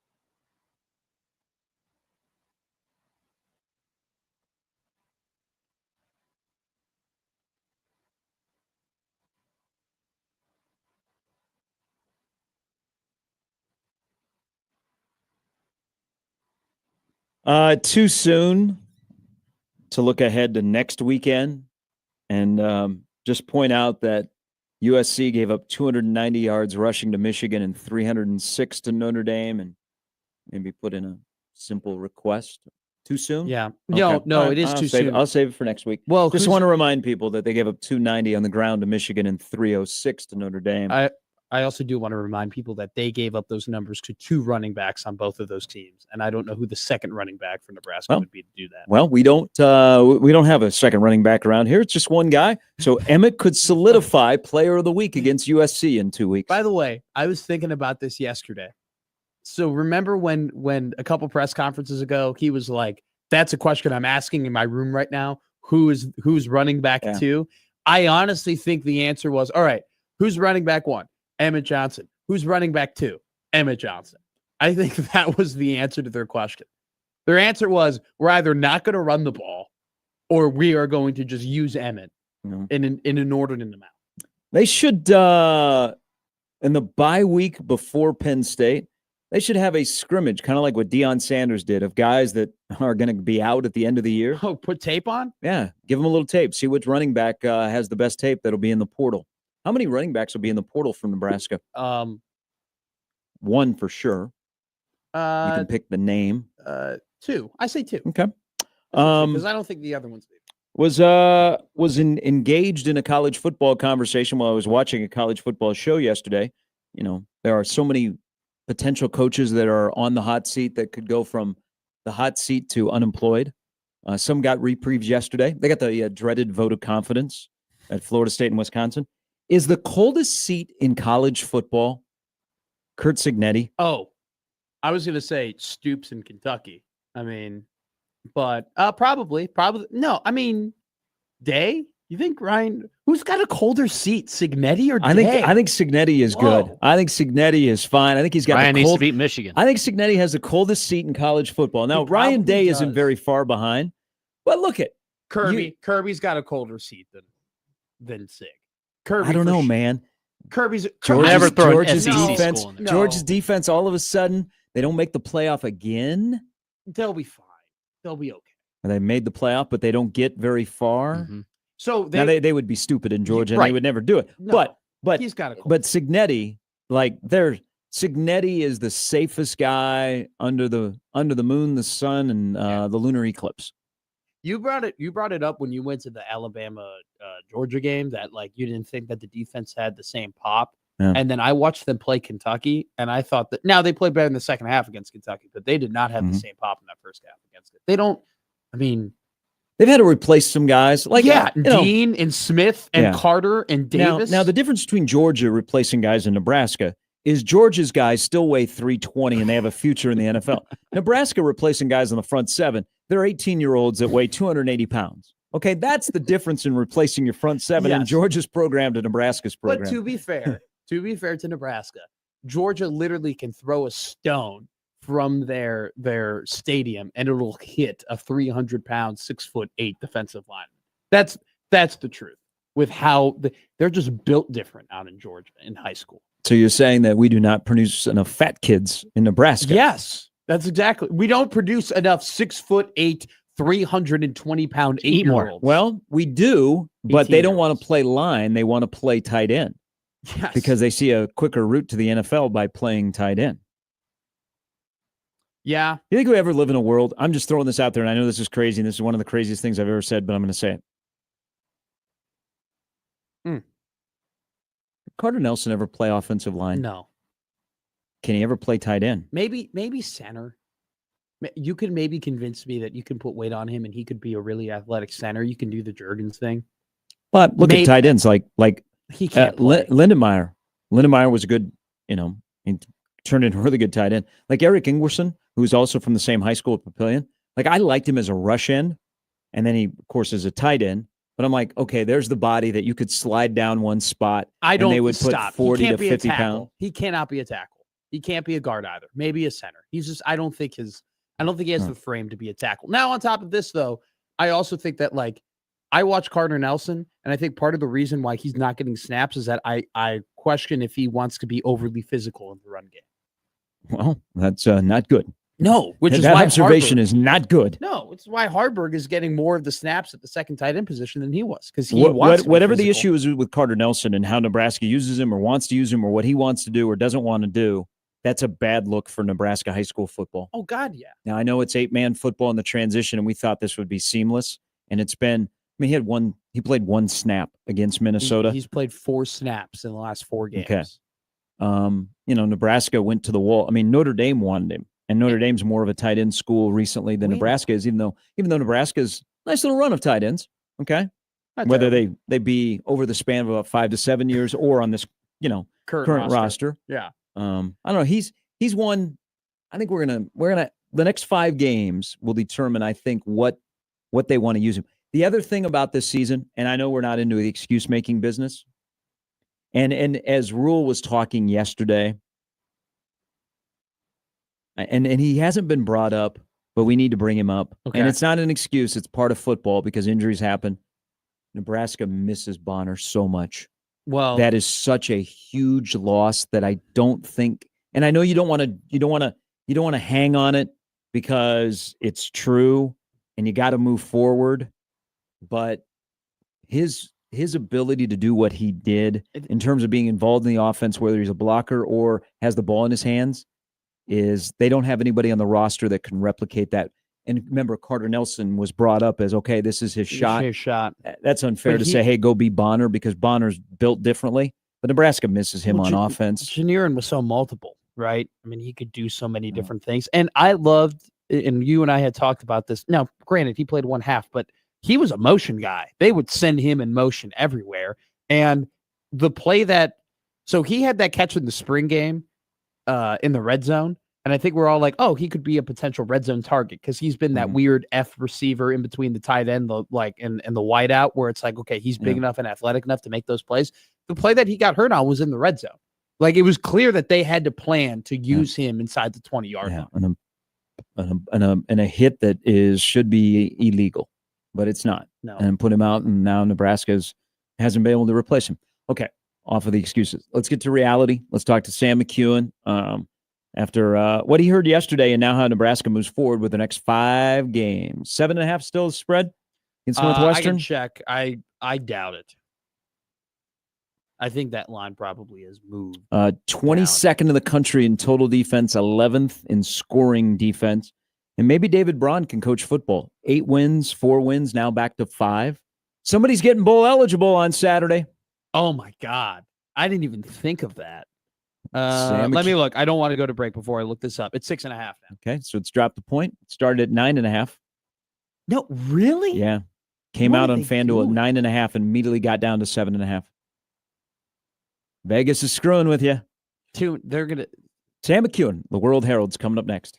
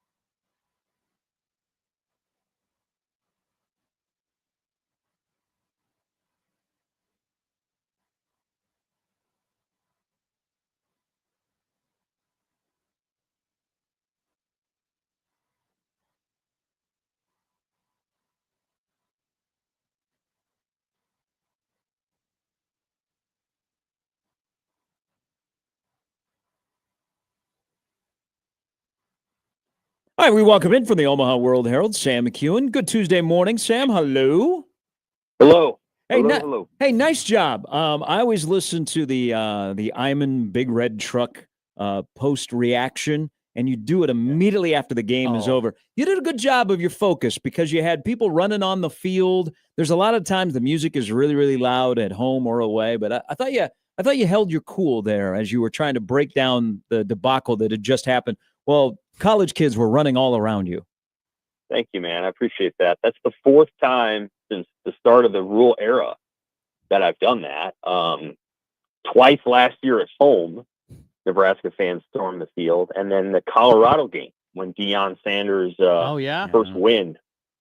And at Colorado, there was a guy that was right behind the camera person and right behind me, and they were sort of fun to try to get in that moment and stay focused. Yeah. But yeah, anyway, thank you for saying that. And hey, you know what? It was a debacle. What a horrible performance. So the second worst of the Rhule era, and maybe the worst given the opponent. Yeah. Okay, so let's start there. Does Nebraska get a mulligan, or do they get a red flag? Midway through the season after that performance. Red flag. Okay. Yeah, there's no mulligans for a team that's only been to one bowl game in 8 years. Okay. No. You have to bring it every single game. Now, whether or not they do that against Northwestern, I think they can come out and play a good football game for sure. And they've done it. I mean, they've done it in other settings. And so, yeah, they can come out and win a football game, and they can come out and win by 10, and play their brand of football, which I think if they play their brand, they should win. But the idea that they didn't take seriously a team that had beaten them this many times in a row, which Minnesota had, I think 5 times in a row, is just kind of amazing. And so, for Rhule to say that yesterday, I thought was striking. And I understand that a lot of the coaches are new, and they are new. And so they hadn't experienced any of this rivalry. I get that, but a lot of the players had, and almost all of the Minnesota players had. Mm-hmm. And so to me, it was just a reminder of the enduring challenge that Nebraska apparently has to take the teams in its own league seriously. Like, it's so odd to me at this point that you're still going through that. None of these players have any sort of, I wish we were playing Oklahoma. I wish we were playing Texas. Like, that doesn't exist anymore. So, it's surprising to me that, Minnesota would be like, who cares? Like, come on. It's surprising to me. But that's what you saw on the field. You saw a team that seemed surprised that Minnesota wanted to put up a fight, and it looked pretty rough. So yesterday he said along the effect, I'm trying to find the exact quote here for you.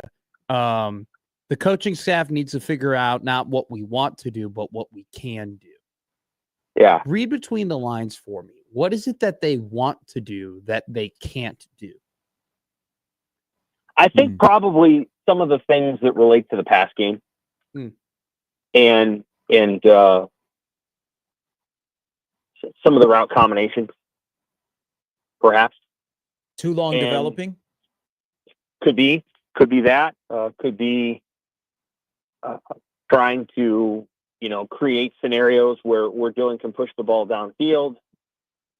Could be that fade route in the red zone, although they hit one against Maryland. I think they've hit 2 this year. They hit one against Cincy and Maryland. I don't know. I think it's the question we're going to ask Dana Holgorsen.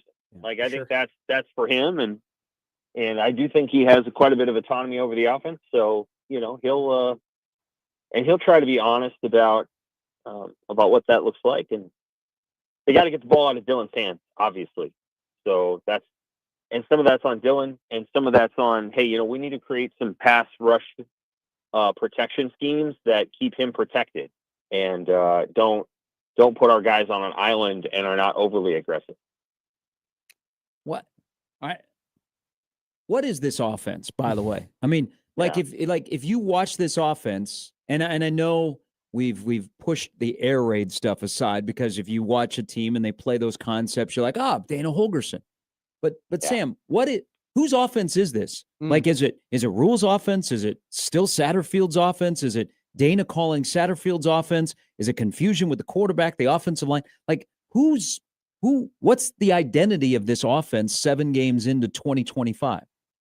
I think it's a blend of a lot of different things, and obviously some of the things they're doing are preferences that Rhule might have for the Big Ten. You know, some of the power stuff that they're running would probably be preferences for that. I think so. There's some of that. I think there is some air raid concepts. Best way to put it. You know, like they've got a play that's kind of what you would call like an all curls, where it's like 5 guys and they're all sort of coming up short, and they're stopping that play short, and everybody's pulling up after 5 yards, and you're trying to take advantage of who's open in that circumstance. They've run some shoot routes at times, you know, where Emmett's just coming out and getting the ball. But it's a blend, and there are times when it looks pretty good. Thought it looked pretty good at Maryland, interceptions notwithstanding, and there were some good things happening there. Thought it had a look at times against Michigan. First drive of the game, thought they were doing some nice things, but there's not enough in it, and there doesn't seem to be enough consistency and productivity in certain areas of that game, and yeah, obviously they need to keep tweaking. It's certainly not as bad as it was 2 years ago or even last year. You know, only that second and third quarter against Michigan State were what I would describe as awful. But the sacks are just debilitating. They're hard to watch. You know, and Rhule said yesterday 3 of them were on the backs, and he also said that, you know, Dylan's got to get rid of the ball. I there's a couple that are definitely on the tackles or some level of miscommunication there, but. But, you know, I think he was pretty candid about it being everybody's problem and a problem that everybody has to solve. See, Gary asked you a great question of what the identity of the team is, but I want to ask you about the Minnesota game specifically, because you and I are Bears fans. We're not strangers to inexplicable play calling. But we also, we're not immune to inexplicable play calling from people we don't expect it from, right? Bad play calling is something that I expect from Adam Gase. I expect that from Shane Waldron. I don't expect it from a guy like Dana Holgerson. You were there, and the broadcast did a terrible job of showing whether or not the wide receivers are open. Just some of these decisions to pass it 3 times in a row after the 98-yard touchdown drive, and to pass it 3 times in a row after Emmett Johnson was rolling, and to consistently drop back 38 times when you can't protect him. I guess I'm asking you an unfair question, but the best you can, explain it to me. Why? Why, in your opinion, were they just absolutely married to dropping back and trying to force something that clearly wasn't working? A couple of them were RPOs. Yeah. Which is Dylan's decision, I guess. A couple were miscommunications. A couple chances they had to go over the top and actually score a touchdown. And that, you know, Dylan didn't hit him. There are times when he's not throwing the football, and he probably should be, and he just doesn't throw it. And I don't know. I think there's a lack of, you know, you get a good first down run, and you want to try to have some balance and maybe take teams off balance. It's 2nd and 2. You want to throw the football. You want to get going. You know, and it was just kind of herky-jerky a lot, you know, and, you know, they wanted to get Dylan on the move, for example. They wanted to get him outside the pocket and moving, and Minnesota had a plan for that, and then Dylan would have to sort of move, and then, you know, Minnesota's plan was to compress the pocket and actually keep Dylan in the pocket. And there was more than once where Dylan stepped into a sack. Like he stepped up when he didn't have to. The pocket was pretty good, and he didn't have to go trying to, you know, go right into it. Man coverage has been a problem, but yeah, I think that's some of it. Isaiah Hunter dropped a pass.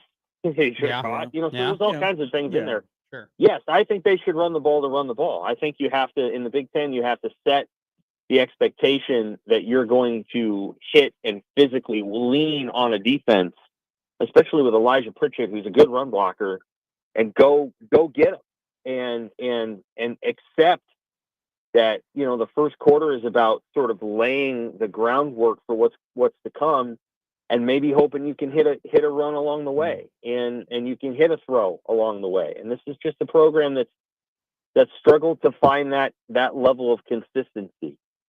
And it's tough.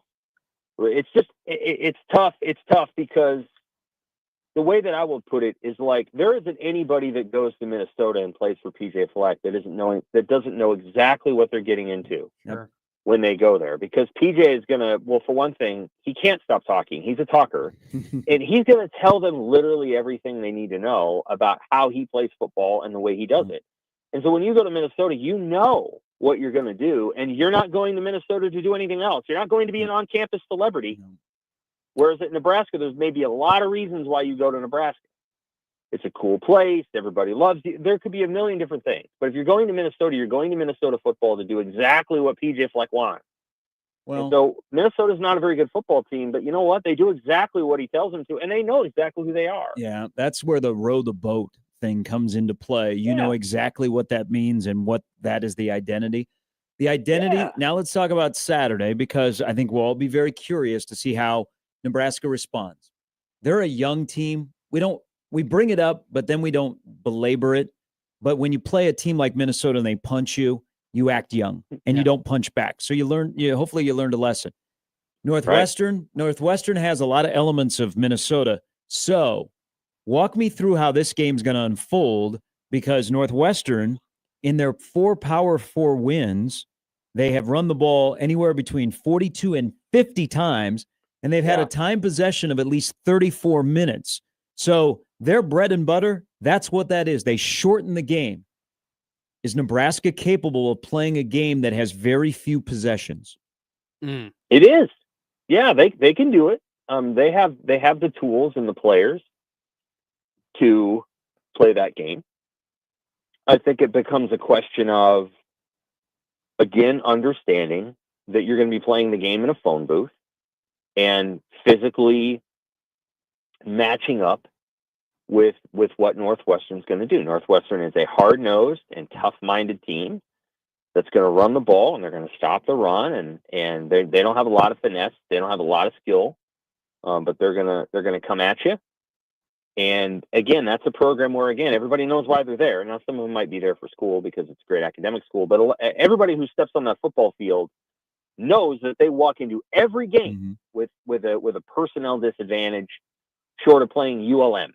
Like, they know walking onto that field that they are not as talented as the team they're about to play, and yet they play the game anyway, and they play their guts out. And so Nebraska's going to have to live up to that. They're going to have to face it. Yep, Nebraska's a young team.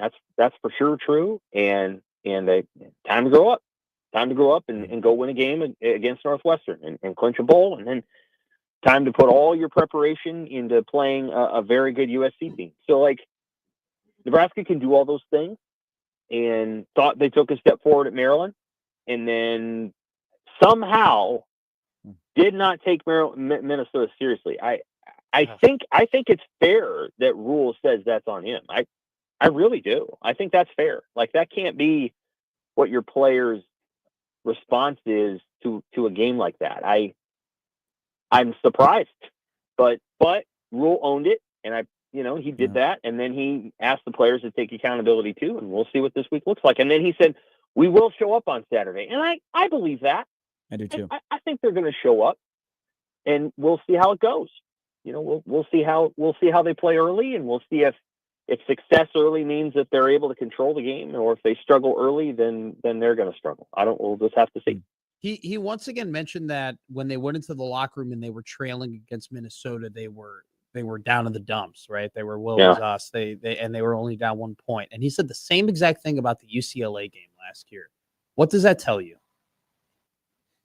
Well, that they're, I don't know. Like, I don't know what he would say it tells him, but what it tells me is that, so much of the sport is not about loving the competition anymore. It's about, what did I do against the brand, and did I do the things that I was supposed to do, and why didn't that go as well as it did? And I can tell you what, it stretches into adulthood. I mean, it's not just in football. It's in a lot of different areas of life where a lot of people run into, this didn't go how I planned. Sure. And now I'm just gonna kind of pack it in because this didn't go how I planned, and adversity has hit, and I don't really know how to respond to it, and I don't really want to respond to it, and now I'm just going to, feel bad and go on social media and do what I do. Yeah. It's not just football; it's life. Yeah. So they're running into human nature, I think. And the other thing I think you're running into, and this is an area where Rhule's not necessarily going to overdo it, is again when you play at Iowa, you have 3 rivals. You have Wisconsin and Minnesota and Nebraska.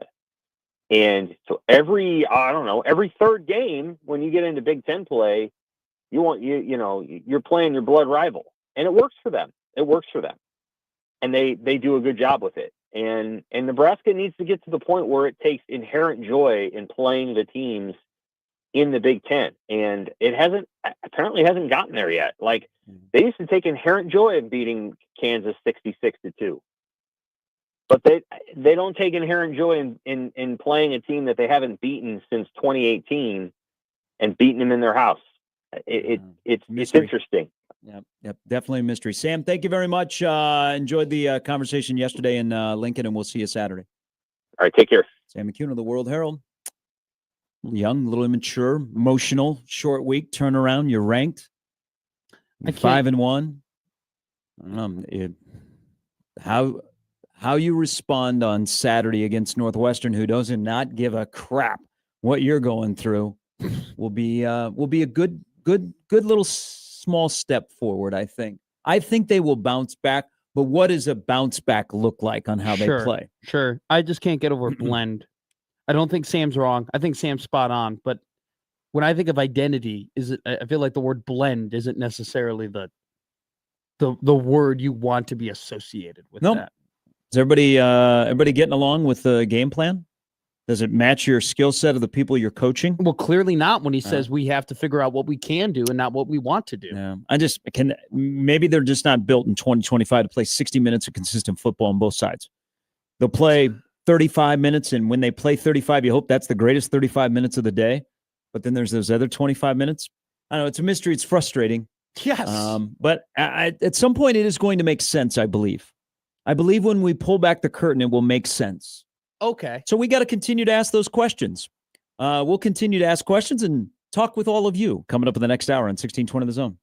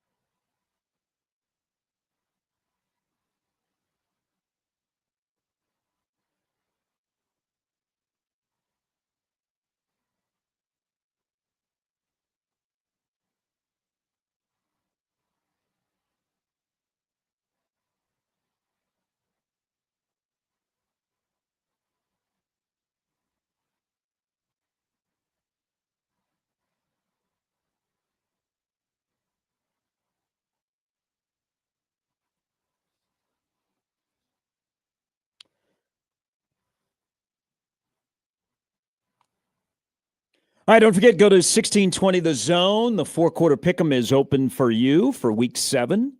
The Big East Media Days are open, hosted by our own very, very own Nick Baugh.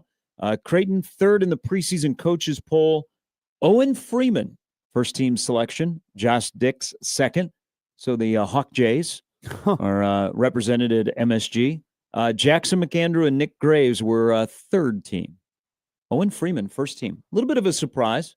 I think Jackson McAndrew needs to be up higher. I agree. But I don't think no surprise that Creighton is preseason third. Speaking of Creighton, you live kind of downtown here in Omaha.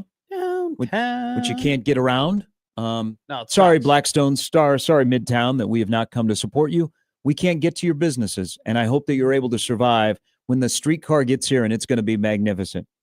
But downtown is an absolute mess. I hate it. Just a mess. And everybody going to the Sandler concert tonight.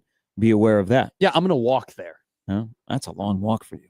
What, be chilly. to the chai? Better wear a That's coat. that's a long walk No, it from ain't. where you live. No, it's fine. Yeah, you live on the other side of 75. I've done it before. Okay, all right. What, well, how do you think? be I safe. got home for the College World Series? Well, okay, all right. I'm gonna okay. walk. I'll walk there, and if I'm We were talking about special guests with Sandler. Yeah.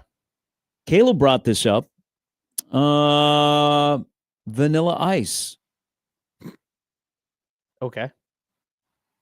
He's not my generation. Ice Baby. That's the only. You're not one, into that? That's the only thing I know. So I think, without looking this up, I believe that they were together in, That's My Boy in 2012. They've done a music video together. Okay. So I think his opening night was either in Lexington or Austin of this tour, and Vanilla Ice was with him. So maybe Vanilla Ice makes an appearance in downtown Omaha tonight for the Adam Sandler here's show. my prediction. Bad Bunny. He shows up tonight. In Omaha? I don't think in I'm Omaha. kidding. I'm Yeah. kidding. Yeah. I'm kidding. I'm kidding. That would be The only, that would be come somewhat newsworthy. Yes, it would be. But Only bunnies when will you be are, outside. When you are going to the chai, everybody, I gotta look at them. The new board is up at the Chuck. oh, Yep, we're going to like it? yep. The new All right. board is up in left field. Okay. Good job. guys. It is up. That hole in left field.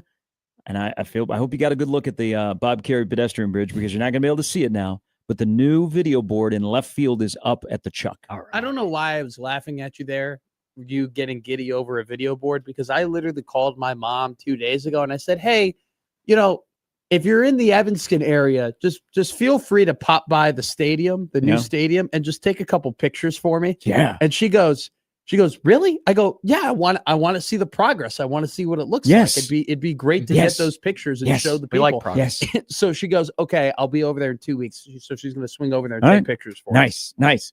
So yes, Yeah. I will go and I'll let you know what I Like, think about the video. I board. like video boards. Daktronics just You made a do ton of love- money off of Creighton, Mecca, Omaha, and Nebraska. breaking. by the AJ boards. Dibansa transfers to South Dakota State. Dude, Whoa. I got on Omaha about that. I'm like, you just put a big chunk of change into South Dakota State's NIL because of Daktronics.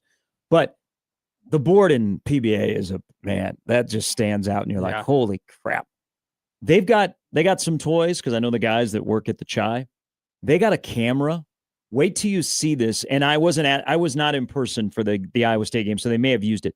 They have a camera that is separate from the video board. That is pretty cool. They have a little toy to work with at the chai that they're going to use during basketball season. It's going to be really, really cool. Okay. Omaha's Shout out board, Billy. Omaha hockey back this weekend. It's homecoming at a school that does not have football, which is weird to me. But ranked UMass is in for hockey this weekend. If you've been to Baxter, that board, which is, they all have the same board. One are a little bit, better pixels, I guess, than the other. I don't know. That's what Connor Happer said. But like, because of the size of Baxter is half the size of PBA and the chai, it's smaller, but it's still like prevalent. Yeah, So we're going to get a good look at video board. So I can't wait to see your mom's pictures. Can we get the video board? The video board, by the way. Don't say it like that. Video board. Stop. That I want to see your mom's pictures. Yeah, don't say it like that. I've seen your mom before. Yeah, because I sent you a picture. I like of your her mom's and my pictures. I father. can't wait to see your pictures from the Stop new it. Ryan Field. Stop it. But it looks, so the video board at the Chuck is the same size as the video board in Wright. So some toys for everybody upstairs to play with, and I'm sure they're excited. All right.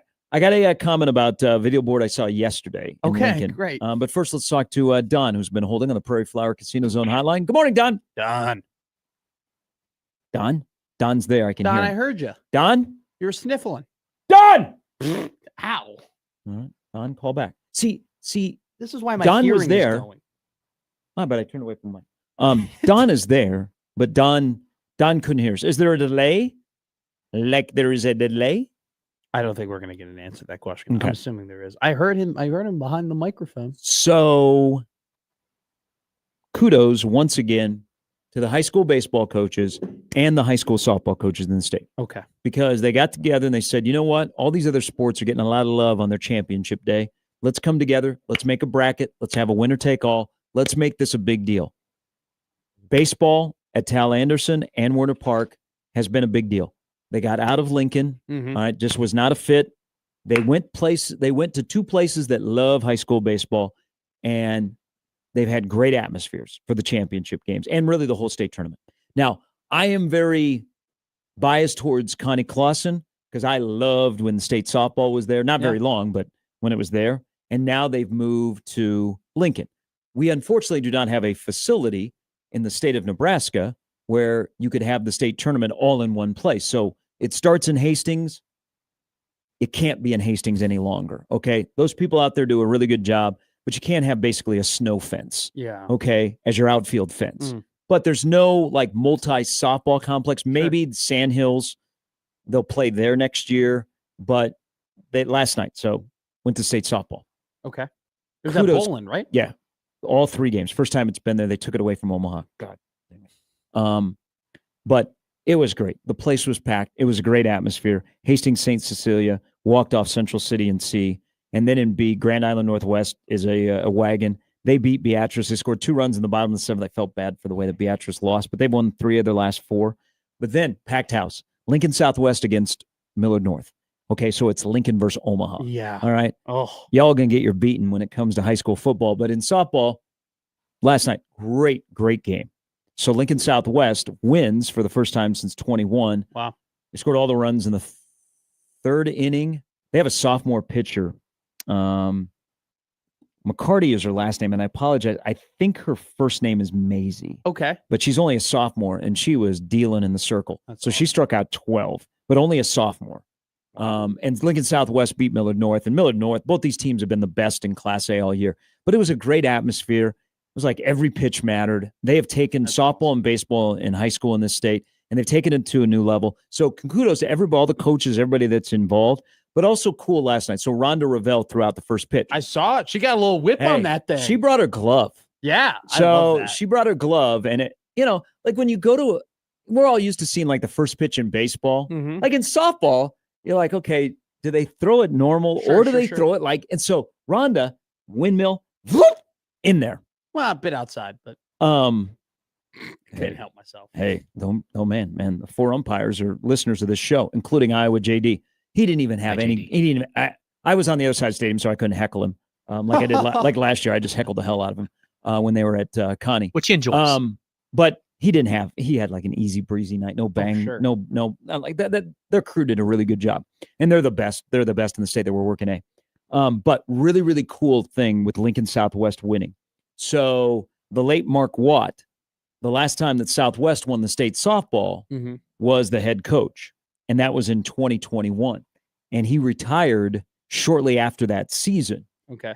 And he had been helping out with Nebraska softball. Wonderful person. I mean, huge heart, loves the sport, knows the sport. Everybody in the sport knows him. I think it's almost to a year that he had passed away. That Southwest won the state title last night. And that was pretty cool. That's and awesome. They won it at a place where Coach Watt had finished his career by helping out Rhonda Ravel and her staff. So it was pretty cool, but man, and they got it on statewide TV. Yeah. That's awesome. So baseball and softball, kudos to you, because we always talk about, man, wrestling. That's one of the best events to go to, what they do, especially on Saturday. And we know about basketball and football to a lesser extent, which pains me. But what baseball and softball have done, that's awesome for the coaches, for the players, for the parents, for everybody that surrounds the sport. that does not flip off and give the bird to the umpires out in Hastings, kudos, because that was fun last night. I just think it's so cool that Omaha and Lincoln, like combined, have over 1 million people, and yet high school sports just matters so much to so many people, and that we get incredibly invested in what these incredible young athletes are doing. And I love it when you talk about it and you give us this platform to like recognize their great accomplishments. So that's sick. That's awesome. Omaha, stop building the streetcar. Build a multi-field softball complex that is not Westgate, even though it's great that Westgate still exists, because that's West Side's home field. And let's bring the entire state softball back to Omaha. I was golfing. It ain't gonna happen, but I'm wishing. I'm Mr. Omaha here. I was golfing over the weekend, and those were the two biggest points of conversation. Was number one, what the hell was Nebraska football doing the night before? Yeah. And number two was, what the hell is the streetcar? Yeah. And when is it going to be finished? And when is it actually going to be used and whatnot? Nebraska high school fast pitch reminds me. JD did miss a check swing. Let's see if he responds. He sent me this long email about how check swings are tough, though. Well, they're going to be reviewable here shortly in the game of baseball.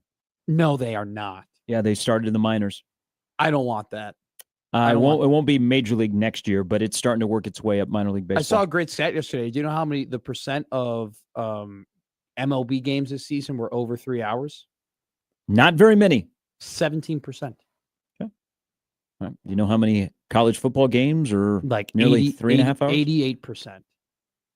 It is embarrassing, by the way, that they took away the rule that the clock no longer stops after a first down, and yet the game is still ridiculously long. Just dumb. Is this Don again? Dan. This is Dan. Hello, Dan. This is Dan. Dan. The floor is yours. Yeah, that's why I didn't respond, because I'm like, well, my name's not Don. Oh, dang it. All right. Go ahead, Dan. So I'm wondering what the hell is going on with our 2026 recruiting class, given the debacle that we watched Friday night and the glaring weaknesses on our offensive line, our defensive line, linebackers. I mean, there's a whole bunch of different positions.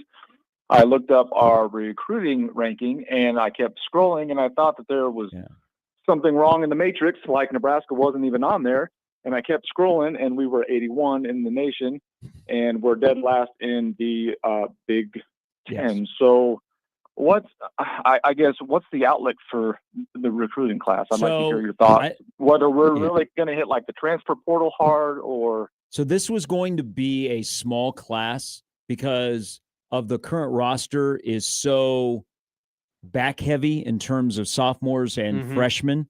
So they don't have a lot of space. Now they're going to create some space when the season is over. So it was always going to be a small recruiting class, but being 81st in the country, and I think that's in that's on 24/7 is not good.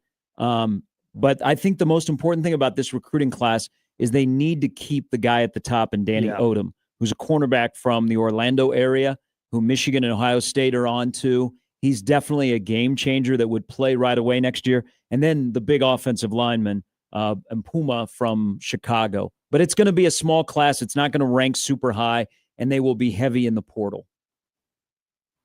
Okay. Well, I was wondering, because I was looking at, our situation, and we are playing some young guys, but it just, you look at the trenches, and like last year with our defensive line with Ty and Nash, those were Scott Frost recruits.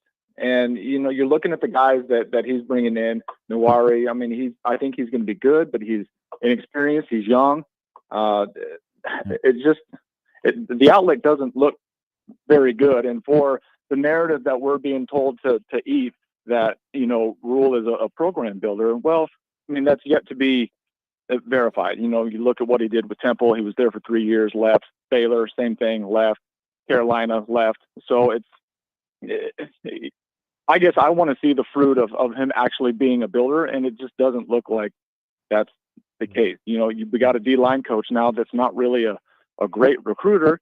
And every D lineman that we've tried to get in the 2026 class, they've all kind of just jumped ship or went somewhere else. So that's why I asked. I guess I really haven't been paying attention too much. No, you're good, Dan. You're fine with the frustration. We appreciate the phone call. So again, the class was going to be young because Nebraska is young and they don't have a lot of spots. There is no high school defensive tackle, but remember, they have a guy who's not going to probably play at all this year in Malcolm Simpson, who was their big pickup last year on the defensive line that they were going to develop, and they're still young on the defensive line. I mean, they're young in the front seven. Yeah. Here's another thing they're going to balance. So there's the 5-5 that I think everybody believes is going to be passed. So 26 in recruiting, high school recruiting was always going to be small. Yeah. It can't be 81st. No. I think there's 3 guys that are on the field day one, not starting, but playing: Odom and Puma. And then Luke Sorensen, I really like. He's the tight end from Southern California. But other than that, I don't see anybody breaking through. And maybe I've heard, Schaefer's told me this and a couple other people, that maybe 14 is their limit, and then they will go into the portal. But they don't have a lot of movement. No. You know, you're still at 105. You have some guys that are grandfathered in. They don't have a lot of guys that are going to come off the roster due to eligibility being expired. And if you get 5-5, then you're kind of in a weird spot. Whatever Pat, the GM, does, he's going to have to earn his money, because they're going to have to figure this out. But I think they looked at young guys. 25 is going to be a learning curve. 26, they're a year older. 27, we will have that group, and then we will have a larger class in 27, which they're already starting to build, led by Trey Taylor. I think what you're alluding to is if the quantity is going to be low, the quality needs to be higher. And unfortunately, the quality is not adequate enough for how low the quantity is. Yeah, there's just 2 4-stars, Odom and Puma. And they lost Brownell, who was your other 4-star, which, do you go back in there, by the way, with the coaching change in Florida? I think you make a call. And if it came down to money, then it came down to money. But I don't think it's not worth the call or the attempt. Now, I'll say this, Dan kind of brought up a point of like the fruits of labor, right? I'm not saying that Matt Rhule and his staff have been bad at player development. Okay, that's not what I'm saying here. I don't want that to be put anywhere. But for how much they've propped up how good they are at player development and how much that has been a part of Matt Rhule's brand, I don't think that's lived up to the billing, in my opinion. I don't think that they've done for what Matt Rhule was known for, and the guys that he would bring up, Deion Dawkins, Hassan Reddick, like the lower prospects that they sent up in both Baylor, Tyquan Thornton, another one, the lower guys they got in Temple and Baylor and they got to the NFL. I haven't seen that enough for how much it's a part of their identity as a coaching staff here at Nebraska.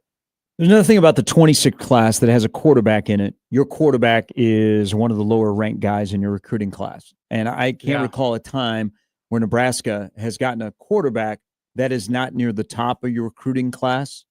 But Dayton is, I think he's been playing better. But his recruiting ranking isn't going to jump so much that it impacts Nebraska's recruiting class in terms of their overall rankings. But they are, and this, though, with having Dylan and having TJ and then having Dayton and having Trey Taylor seemingly committed to Nebraska and not going anywhere. I think Trey Taylor's going to have a 5-star before he gets to Nebraska. I don't think that's a bad take at all, because, he's killing it right now in Illinois high school football, and I think his tape is earning him that in a very good state. Not all those guys are going to play quarterback in Nebraska. That's just a fact.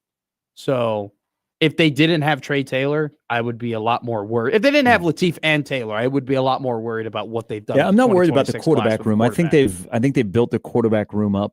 I'm worried about defensive line growth from this year to next year, of guys that are here that aren't going to play much, that we thought would get some more snaps.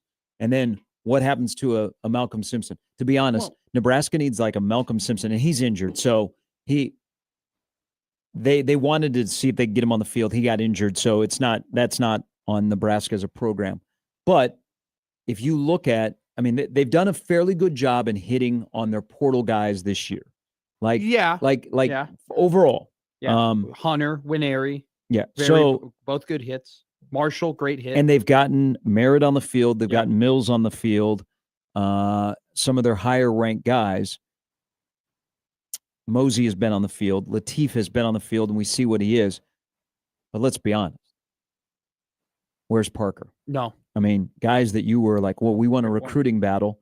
I don't know. It's the next year, they're going to have to look in the mirror at a position coach and go, what do we do well? Well, what do we do well? Do we do well on Saturday? Do we do well in the offseason? Do we do well in the recruiting trail? Do we do well Monday through Friday? What do we do well? And can we do all well? Can we do well in all four of those categories to get to where we want to get? Because I think they're kind of, whether it be an older room, younger room, whoever you're in charge of, you're kind of all over the map on what you do well. I think there are some position coaches that maybe they're not very good on Monday through Friday or Saturday, but they've proven that they're pretty good on the recruiting trail.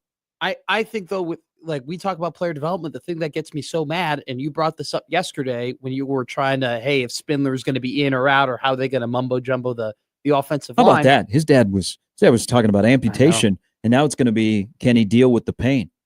What are you going to have, like a club? I be like Conrad Dobler. Boom. Yeah, doesn't surprise me. His dad was tough as nails. He was, but that was a scary situation. Yeah, they are there, and so is Rocco. And they have these problems at the offensive line, and they've had these guys now, some of these guys for 2 years that have been propped up as if, hey, they can develop into really usable pieces. And I'm like sitting here wondering, where's Michachek? Where's Bricks? Where's Sam Sledge? Sam Sledge isn't even the backup anymore at center. It's Jake Peters, a guy that, frankly, I didn't really know who he was. Well, he's a redshirt freshman. When we come back, let's talk about a possible solution. Maybe, because it's unacceptable to be tied for the category that Nebraska is in terms of allowing sacks. So there's got to be a fall guy. But who is that fall guy going to be? And is there a solution after the season is over? We'll discuss. Brian Christopherson's coming up at 9 o'clock on this Tuesday. Hey, I like this song. You know, one thing that sports has taken a jump, the selection of bump music. Yeah. What, you didn't like Iris the other night with Fox? Hey, I think Connection, like anything in Seattle. Hell yes. Like last night they played a little Rush up in Toronto. Like bump music on sports broadcasts. That would be my special. Gives you all the feels. Hey, back in the 2010s when they would have banger theme songs for the NBA Finals that bumped in and bumped out. Give me the intros on NBC in the early mid-90s. I'm going to give you guys, somebody's coming down the Christmas tree or the chimney as we speak to go put something under your Christmas tree. The Pete's? Wow. That's what you think of? Wow. Those are the people giving out all the gifts. Yeah. Hey, I can see him right now. He's coming down the chimney, and he's about to go over to the Christmas tree on this Tuesday. I'll tell you who it is next on 1620 The Zone.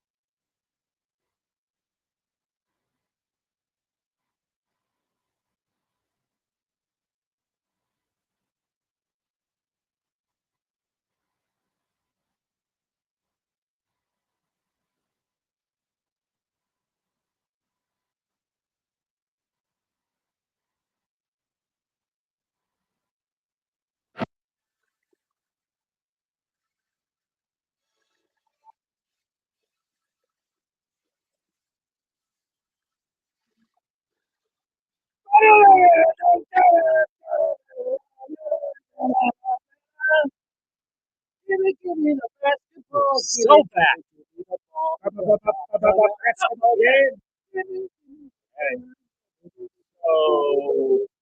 that is John Tesh out coming down the basketball chimney, and he has walked over to the Christmas tree, and he has delivered.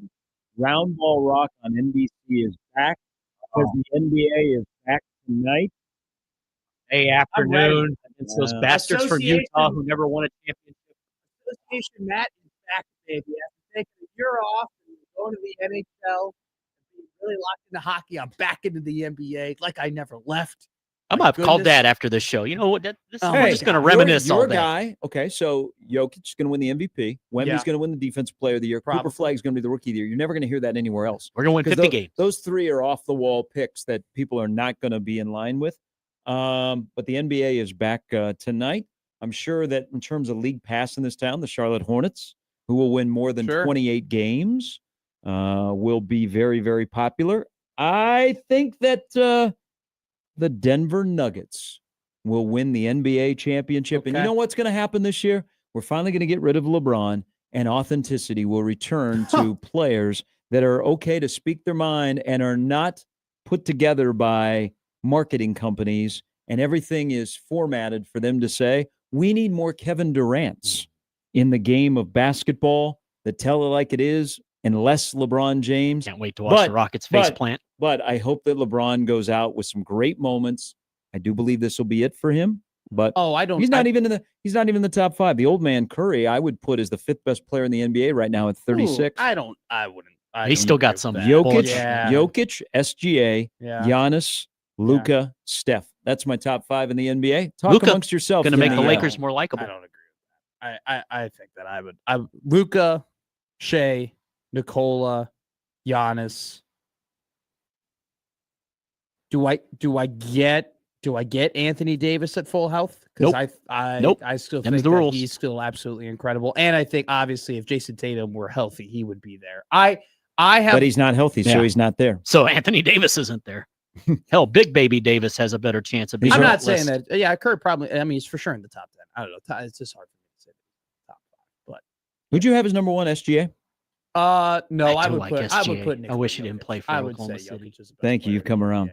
51 playoff wins since the 18-19 season. He literally is the Wemby's greatest. been working with Hakeem. Nikola Jokic is the greatest statistical offensive player in NBA history. All right. You look at like the efficiency stats of the last couple of years, there's no one who has had more production more efficiently than Nikola Jokic. And his defense is wildly underrated. It is not great, but it's wildly underrated. I'm going to pick the Cleveland Cavaliers to win the NBA title this year. Ooh, ahead of the New York Knicks. Yes, and here's why they have the. Is there even a team from the East that's in the top 5 in the NBA NBA power ratings today? I would say the Knicks and the Cavs are probably 3 and 5. Watch out for Orlando. Orlando's a great pick. I think you know what sleeper. Let me give you a sleeper MVP pick this season, like a deep sleeper. Cade Cunningham. Yeah. Look at you, ball knower. Got to stay healthy, but I see where we're going. Detroit basketball. 72 points in 73 minutes in preseason this year. Means and nothing. he looks incredibly efficient. His effective field goal percentage was like 70%. He seems like he has taken the offseason in stride after having a breakout season last year. And I think, man, Detroit's a sneaky little fun team. Jaden Ivey looked like he came on. You know, that's a really good like duo that they got there. I like your pick though. With Orlando. I mean, that's Orlando's going to be good for quite a while. I think the Cavaliers, though, they had the most expensive team in the league last year. They crapped the bed in the playoffs. They did. They bring everybody back. I mean, people forget they went on that incredible like winning streak last season to begin the year.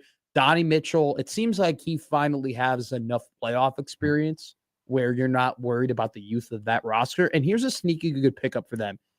If Lonzo Ball is healthy this year, he is going to do wonders for them in that second unit. He was averaging 10 assists in his 36 minutes per game during the preseason as well.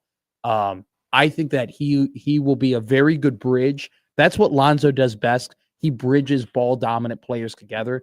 If he is healthy, him bridging the gap between Garland and Mitchell will be massive for him. But I like Cade Cunningham.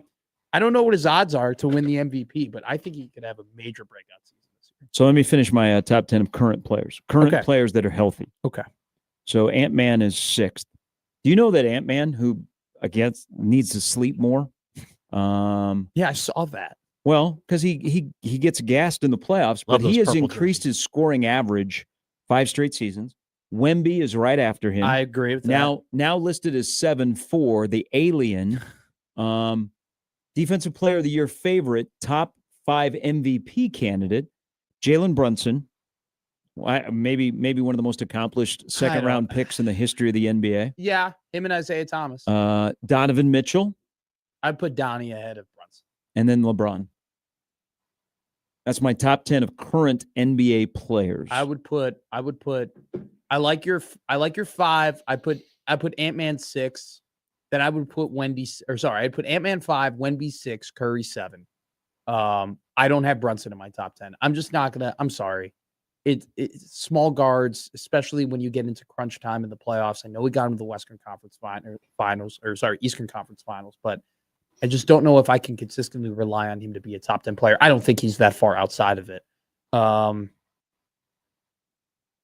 I like Anthony Davis. I don't give a damn. I just think he's so dynamic on both ends of the floor. He would be in my 11 to 15. And then I would put Bron 10 too. I think Bron's a 10. Cunningham, KD, Butler would probably be in my rest of my 15. Yeah.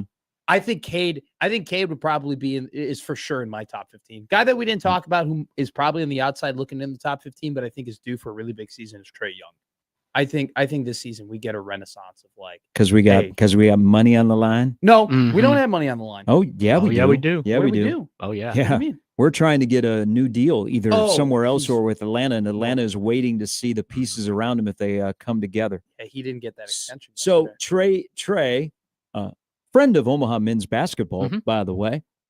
I remember. Okay, so I wouldn't say he's a superstar because his size hurts him on defense. But he has reached he is who he is, and that's okay. He's a 24, 3'11" guy. Yeah. I don't know. I can't unsee what I saw when he led that Atlanta team with a couple of good wings to the Eastern Conference Finals. Like, I cannot unsee that performance. I think that I agree. Maybe he is what he is from he's a little streaky. Yeah. When he's good, he's great. I mean, he's still going to give you 12. He's going to give you 12 dimes a game. He's going to score 24, and you hope that Atlanta gets to a point where more people can watch Trae Young be Trae Young, because you're right. At MSG, what he was doing was pretty cool. But I see what the New York Knicks did with Jalen Brunson and how they built that roster with OG Anunoby and with Karl Anthony Towns and their long athletic wings around him and gave him the defensive support that Brunson needed. I don't understand why Atlanta or any other team couldn't build the same thing around Trae Young. And they did build the same thing around Trae Young when they had Cam Reddish and DeAndre Hunter on those teams. And now DeAndre Hunter is with Cleveland, kind of picking up the slack defensively for a guy like Garland. So I don't know. I think it would be a massive mistake if Atlanta let Trae go. I think that's a franchise known for making lots of mistakes. But here's the thing, though. What's working now in this modern NBA is shot creation.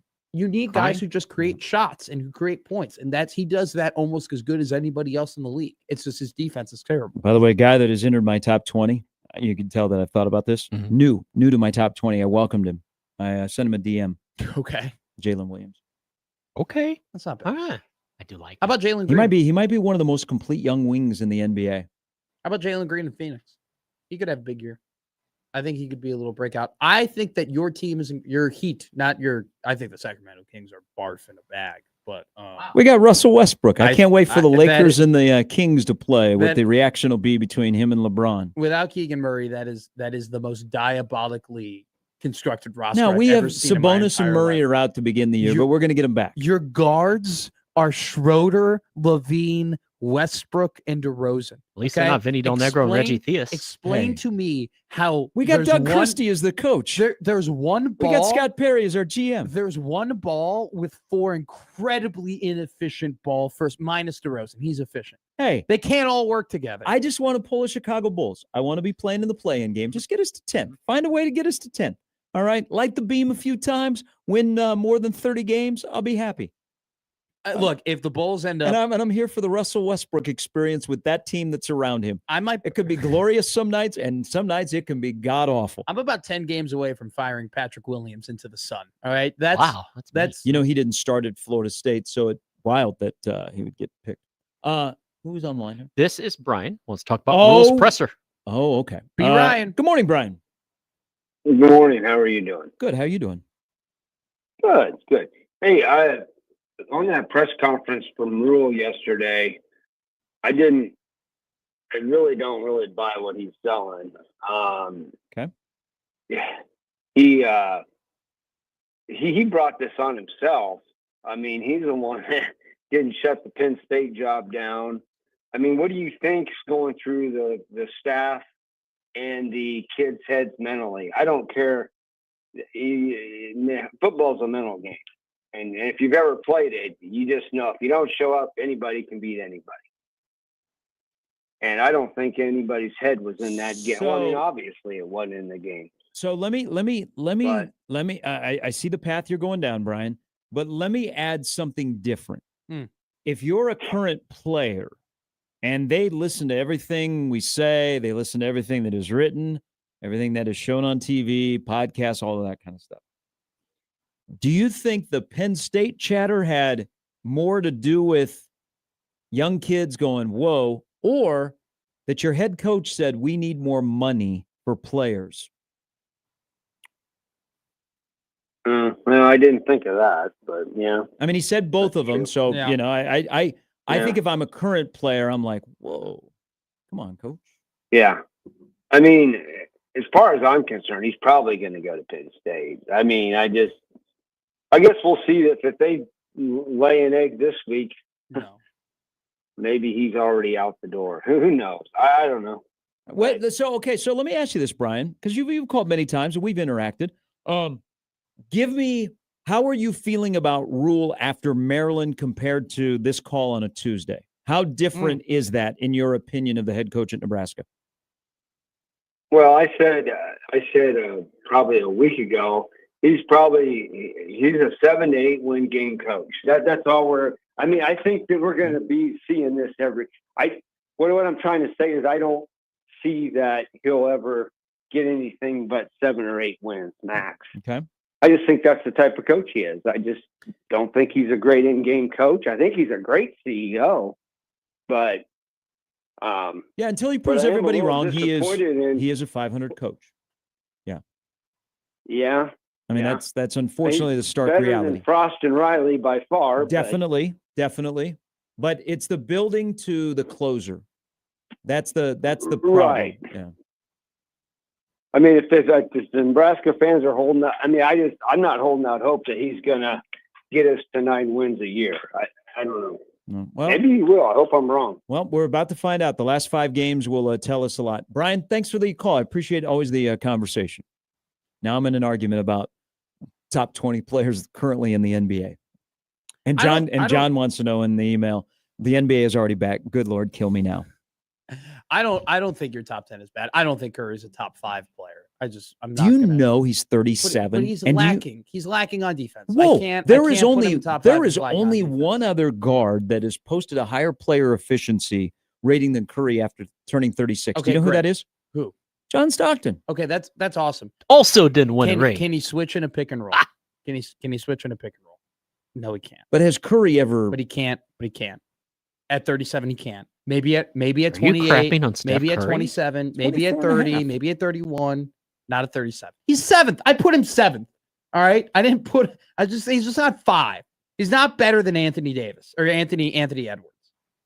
And frankly, record, I have Ant-Man 6. The only reason why I'm not putting Anthony Davis in my top 5 is because I would get killed for it and I would get absolutely ridiculed. Am I an Anthony Davis stan? You're damn right I am.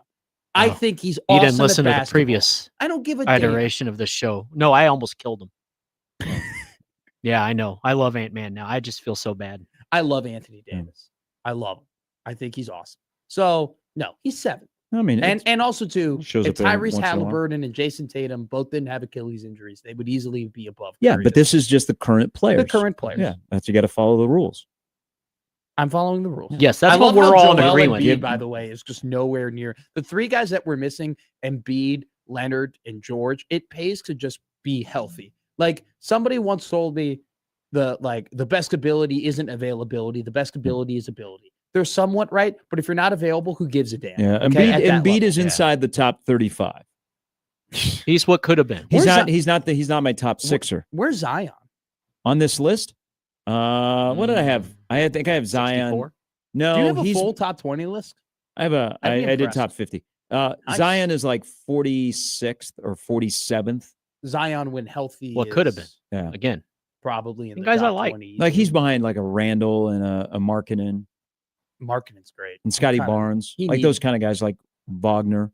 He's behind Embiid. I think Mo Maxey, Jamal Murray. I would not put Zion Williamson behind him. I would put Zion Williamson ahead of Embiid.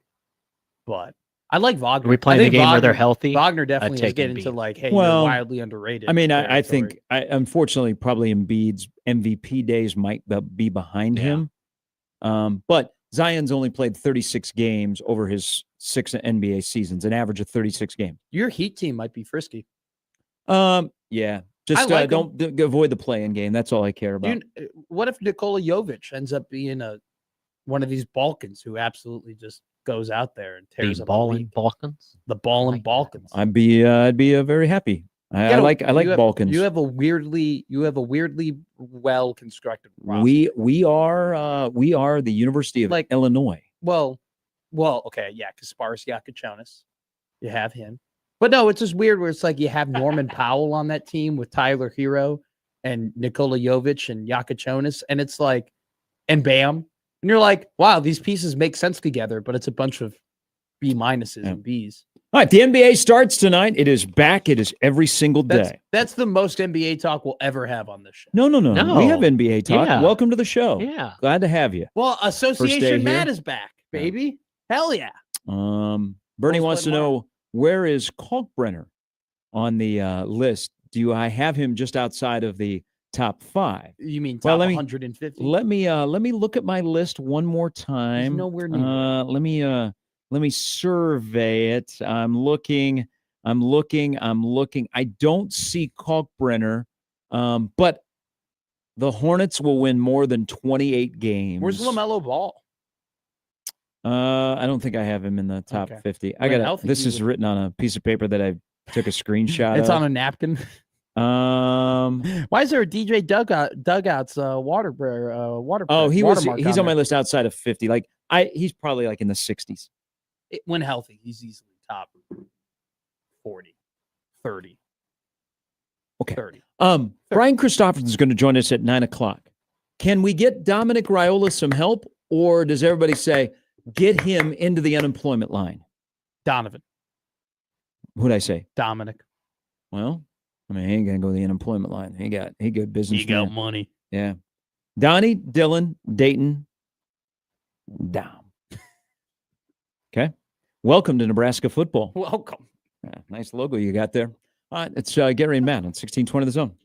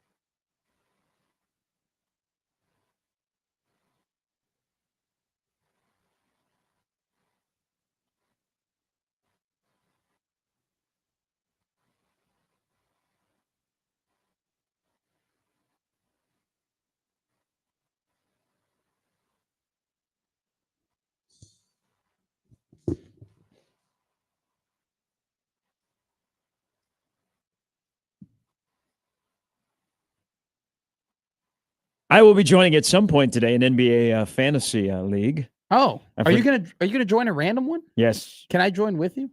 Sure. Okay, cool. This would be fun. How about we make a bet? No, because there's some days I don't pay attention. Like I had a bad hockey week. Like I forgot to change my roster. Oh no. Yeah. Clutterbuck yourself that didn't go well. Yeah, Fremont Fred. He says, "Hey, let's talk about me being in 7th at 2-5 on our fantasy league. Let's talk about the commissioner of that league blocking me from picking up a quarterback when Burrow went down and violating the rules of the league. And now I'm basically going to give up on that league. But I'm glad I won this weekend. And you know what? As long as Drake May is at 91% and St. Brown is doing what he's doing, you know what? I might surprise people and win that league that I'm all out on because they did not follow the rules of letting me add a Jared Goff. That's ridiculous. Okay. I'm 2-5 in the league, and I'm the 3rd highest scorer. So fantasy football, 2,000 Rams. Enjoy that bowling. We have officially Dan has gotten back to us. Okay. Who our player hung up in our the jersey? What player's jersey is hung up in our family room? I will give you a hint. He played for Nebraska. He's from Englewood, California. Number Englewood? 12. Huh? Always up to no good? Englewood, California. Inglewood, California. You know where Inglewood, California is? You know what's in Inglewood, California? What's a lot of those the Great Western NBA Forum players that play for the Lakers are over there. Well, that'd be where the Forum was, and now it's where SoFi is. Yeah. He was on the 1979 Huskers. Marvelous Jarvis. Yes, it's Jarvis Redwine. Okay. Oh yes, that's pretty good. That's a decent one up there, right? That's it's a really good one. There you go. Ball knower. Yeah, not a punter. No, I don't know why I said he was a punter. Running back. Damn good running back. Okay. All right, that's a good. If it's not going to be Turner or Bobby Reynolds or Bobby Newcomb, Jarvis Redwine being in your kitchen is a nice thing to have. No, we need it. It'll be great too when we put the Schwarber jersey right next to Redwine. It'll be a nice little contrasting duo. 12-12. Exactly. Okay. 1-2-1-2.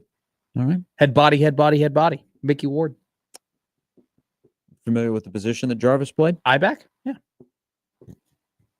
Why are you laughing? Because I know you didn't know that. A punter.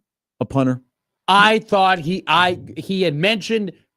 I don't know. Someone said it was a punter. I wasn't really paying attention. It doesn't say. Oh, Jarvis could do a lot. I don't know if he ever punted.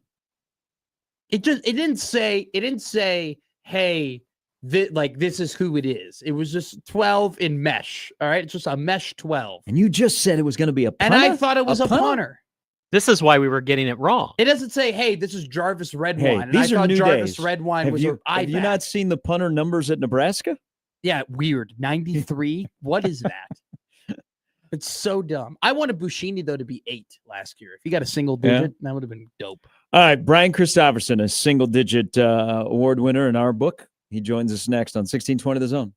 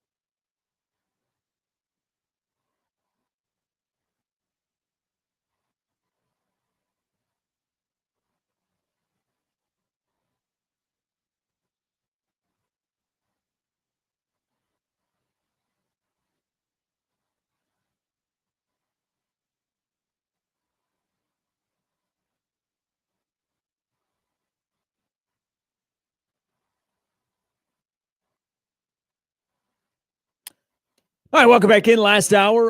The coordinators speak a little bit later this morning. Dana Holgerson and John Butler after what Matt Rhule addressed yesterday. Brian Christopherson. I wonder if that's who was calling back. BC, call back. Oh, Brian. Yeah, I mean, I'll call you too. But then Holder, did I answer that phone call on the fly? Okay. Check. Can. Oh. BC said, hit me back up. The call got dropped. Okay. So we are going to hit him back up. What if Nebraska had a solution to the offensive line of having two offensive line coaches? One coaches the interior because he played center at Wisconsin, and then you bring somebody in to coach tackles. I don't hate it. Talk in your chat room. We now have BC. Our apologies, BC. Good morning. Good morning, guys. How are you? Good. Let's just dive right into this because there's a lot of different ways to go. Not all of it is negative, by the way. The offensive line, and I was just mentioning to Matt, because this isn't my idea. I've seen this other places, and we've actually seen it in Nebraska. What about having somebody for the interior offensive line and having a coach for the tackles? But let's talk about in 2025 the offensive line. How does Nebraska get them going in the same direction to play with more consistency so that this offense can have more consistency? Yeah, I mean it's a tough question to do midstream, but one of the comments Rhule had kind of stuck out to me yesterday, where he said it kind of got slipped in there, but it was, "What can we do?" It was what he said, as opposed to looking at it as this is really good versus this coverage, or kind of getting inside like this. We match up against this defense on this particular play, so let's go for this specific call in this specific moment. And you can get so dialed into that sometimes, I think, that you can get away from what does this team actually in general excel at? Like, what are the staple plays that you can hang your hat on? And I think that's going to be key for them, is to find like this is what you can do no matter what the other side lines up. Yes, you're going to switch the play at times, but you can go up to the line and not necessarily have two play calls every time. You can believe like, we're going to run the ball in this play. This is what we're going to do. And we expect to get it done because these guys can execute this play well. So that's like my best layperson, answer as to what you might do. But it's not easy midstream. I was of the thought after the Michigan game that Michigan's D-line and pass rushers were just like really good, and that was it. And they are good. But the Michigan State game was what really gave pause to that. And so now you've built up a database of 3 games where, some of it's your O-line play. Some of it, honestly, is just miscommunication too. Like on Friday night, you think of the 9 sacks, 3 or 4 felt like it was just like someone coming untouched, where you just don't have a body on them. And so there's something that's got to be solved from a communication standpoint as much as anything. Brian, Gary and I were doing our power rankings of top 10 basketball players. And if I were to do the power rankings of the top 5 most intelligent people in Nebraska media, you certainly would be in it. So I'm going to give you maybe an unfair question here and a tough one, but I think you... That's a bad power ranking, by the way. No. This is me complimenting you, but also setting you up for maybe something. It's tougher to ask, but I think it's important. When Dana got in here and when Rhule talks about the offense, they go, well, it's the same plays. It's the same thing. Nothing's changed. It's the same stuff Satterfield was running, same concept Satterfield was running. Have we ever gotten an answer as to why that's the case? Why Dana hasn't come in and changed a lot of things? Why they haven't adjusted the playbook massively from last season to this season, considering they have a new offensive coordinator? Yeah, it's a good question, Matt. I think part of it is, I think Dana liked some of the stuff that was in there if they could pare it down. And Dana, I think, I don't want to put words in his mouth, but through the course of interviews, I've kind of picked up on, there were some things where he thought, yes, this might work better in this particular conference in the Big Ten. Like he knew that he had to adjust and evolve some things, and there were certain things that they did that maybe fit well against what he, going against this league. It's different teams than maybe he's used to. But I don't know that we've got a thorough answer on that. And so that's my best guesstimation of it. But it's a really good question and probably one that should be asked here at some point. Hey, were you and I know tackling the last couple of weeks, especially from the back end, has been a little shoddy, and then it was a whole breakdown on Friday night, not being able to get guys to the ground. There's part of the defensive discussion with Butler is I think he wanted to be aggressive and then realized up front they're young, they're undersized, they're getting beat, they're getting pushed, they're too easy to block. I also don't want my guys in the back end to get beat deep. So it's kind of changed, I think, how he wants to play defense. But what do you do in the meantime? Because Nebraska is young in the front seven, and this is the wrong conference to be that way. In the meantime, because they're going to face a team that loves to run the football coming up this weekend, what do they do to fix that? Is it more pressure? Is it 4-man front? Is it 3-3-5, which they haven't run as much? What do you think is a solution to help this defense out? I mean, in general, I'd like to see more pressure. I think Matt Rhule would too.